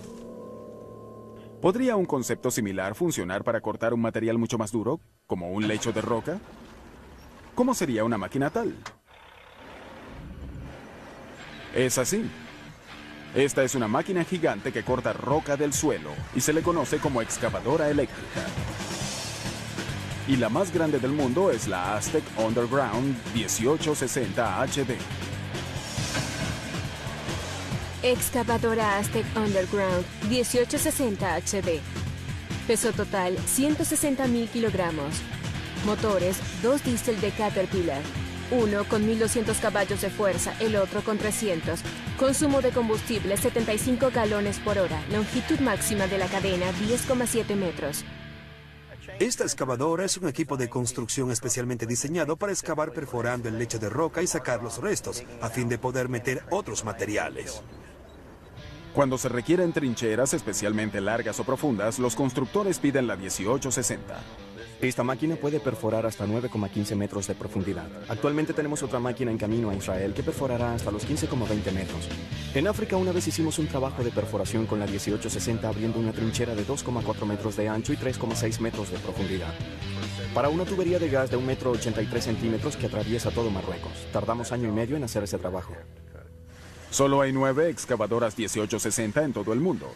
Por lo general, las personas recuerdan cuándo fue que vieron una por primera vez. Al ver una de estas máquinas en funcionamiento perforando el lecho de roca, la persona puede sentir la tierra vibrando bajo sus pies a medida que se va abriendo. Tiembla mucho, la máquina usa 2 motores principales, así que produce mucha vibración, y como está sacando tierra, se mueve aún más. 6 de las 9 1860 que hay en el mundo de energía. Tiene su propia fuente de energía. La subestación que tenemos podría alimentar 50 hogares de 4 habitaciones con aire acondicionado. Eso nos da una idea de la cantidad de energía eléctrica que requiere esta prensa. Echaremos un vistazo a la planta eléctrica que alimenta a la máquina. La prensa cuenta con 2 motores de corriente directa que impulsan el volante ubicado detrás de esta unidad de freno con embrague hidráulico. Cuando el volante está en movimiento, la energía queda almacenada. Cuando activamos el embrague hidráulico, esa energía almacenada es enviada hacia el eje de salida, que a su vez impulsa el eje principal. La vara principal de 24 metros de largo proporciona la energía necesaria para mover la enorme prensa hacia abajo, y lo que es aún más difícil hacia arriba de nuevo. Aunque la prensa Schuler funciona mecánicamente, tiene apoyos hidráulicos que ayudan a amortiguar el golpe hacia abajo y a eyectar la lámina ya acuñada. La historia de la prensa de acuñación moderna es en gran medida la historia de cómo se ha llegado a generar una fuerza hidráulica cada vez mayor. A comienzos de la década de los 30, el uso de fluidos hidráulicos en grandes prensas de acuñación ya era algo común. La fuerza que se aplica mediante el desplazamiento de fluidos hidráulicos es instantánea y predecible.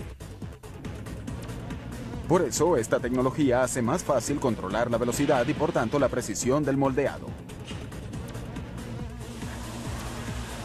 La prensa Schuler A se conoce como una prensa de transferencia. Esto significa que la misma máquina transfiere la lámina de una prensa a la siguiente de manera que no es necesario pasarla a otra máquina.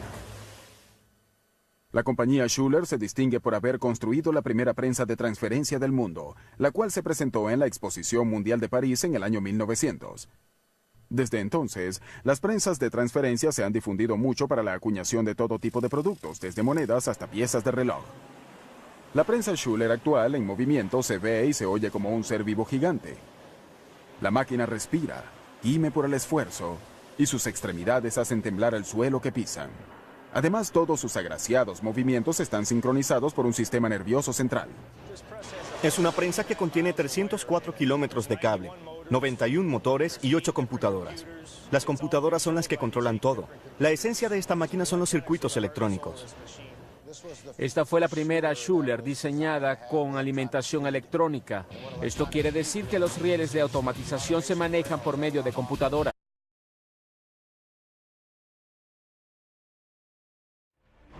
¿Cómo se tritura o rebana una roca maciza? De la misma manera en que se fabrica el cuerpo de un camión en segundos, o se cultivan 16 hileras de maíz al mismo tiempo, o se observan los confines del universo conocido. Se hace pensando en grande, muy en grande. Hoy, las máquinas más grandes del mundo en maravillas modernas.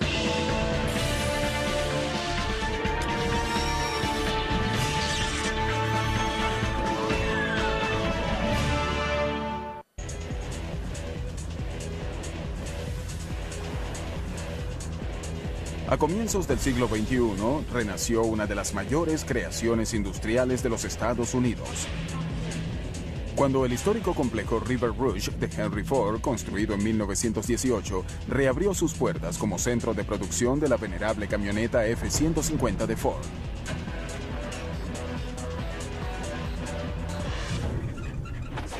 La F-150 es uno de los vehículos más importantes para la compañía automotriz Ford. La primera de ellas se fabricó en 1948. El nuevo complejo Rouge representaría un avance mayor en manufactura, especialmente la planta de acuñación de metal renovado. La planta de acuñación de Dearborn le pone puertas a las F-150 que se fabrican. Este año fabricaremos alrededor de 2.800.000 puertas. A fin de fabricar las puertas de la camioneta con la máxima eficiencia y precisión, Ford necesitaría una máquina revolucionaria y muy grande. La prensa de transferencia Schuler A extra grande. Longitud 38 metros, altura total 15 metros, peso sin incluir los troqueles 2.350.000 kilogramos. Fuente de energía, 2 motores eléctricos de 600 caballos de fuerza cada uno. Dieta 315.000 kilogramos de acero al día. La prensa Schuler A, que ocupa todo este edificio, que a su vez está dentro de otro edificio, es una herramienta automática parecida a los tornos y prensas que se ven en cualquier tienda de máquinas. Son las máquinas que construyen máquinas, pero pocas se atreven a ser tan enormes como las Schuler. La prensa en sí pesa 2.600 toneladas. Esto equivale a 6 Boeing 747. Antes de poder... A pesar de su enorme tamaño, la prensa Schuler sigue siendo una máquina herramienta, y el rasgo más distintivo de cualquier máquina herramienta es la precisión. Las prensas individuales que hacen efectivamente el trabajo están graduadas a la proximidad de una 15 milésima de pulgada de izquierda a derecha y de una 12 milésima de pulgada de frente a parte posterior. Obviamente, para una prensa de ese tamaño, la tolerancia de error es muy baja. Como sucede con todas las máquinas de este tamaño y nivel de sofisticación, la prensa Schuler A requiere de un equipo de mantenimiento de primera y de un operador altamente calificado. El operador juega un papel clave. Es él quien monitorea constantemente los niveles de presión, los niveles de aceite, los parámetros de tonelaje y demás aspectos que influyen directamente en la calidad del producto. Básicamente es el piloto de la prensa. La presión del aire, el medidor de tonelaje, el ajuste de amortiguación, que las prensas individuales estén funcionando con los parámetros correctos y que estemos moldeando la pieza correcta. Son cosas de esa naturaleza. Ahora estamos trabajando con 12 golpes y medio. Podríamos trabajar con 13, pero eso sería sobrecargar la máquina. Hasta 6 veces al día, el operador y su equipo supervisan el cambio de troqueles, que es crítico. Deben colocar cada troquel de 41.000 kilogramos en su posición en un lapso de 10 minutos. Tenemos 9 grupos de troqueles diferentes para fabricar una serie de puertas.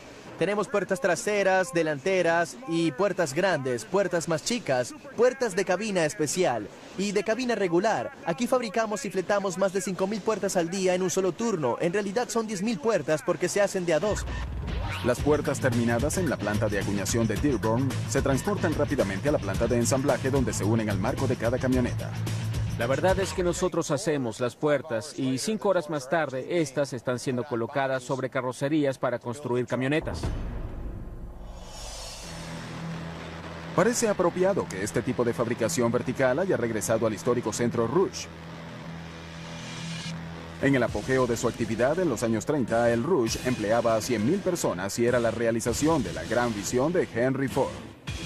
Allí se fabricaba cada automóvil de cero, comenzando con el metal, la goma y el vidrio.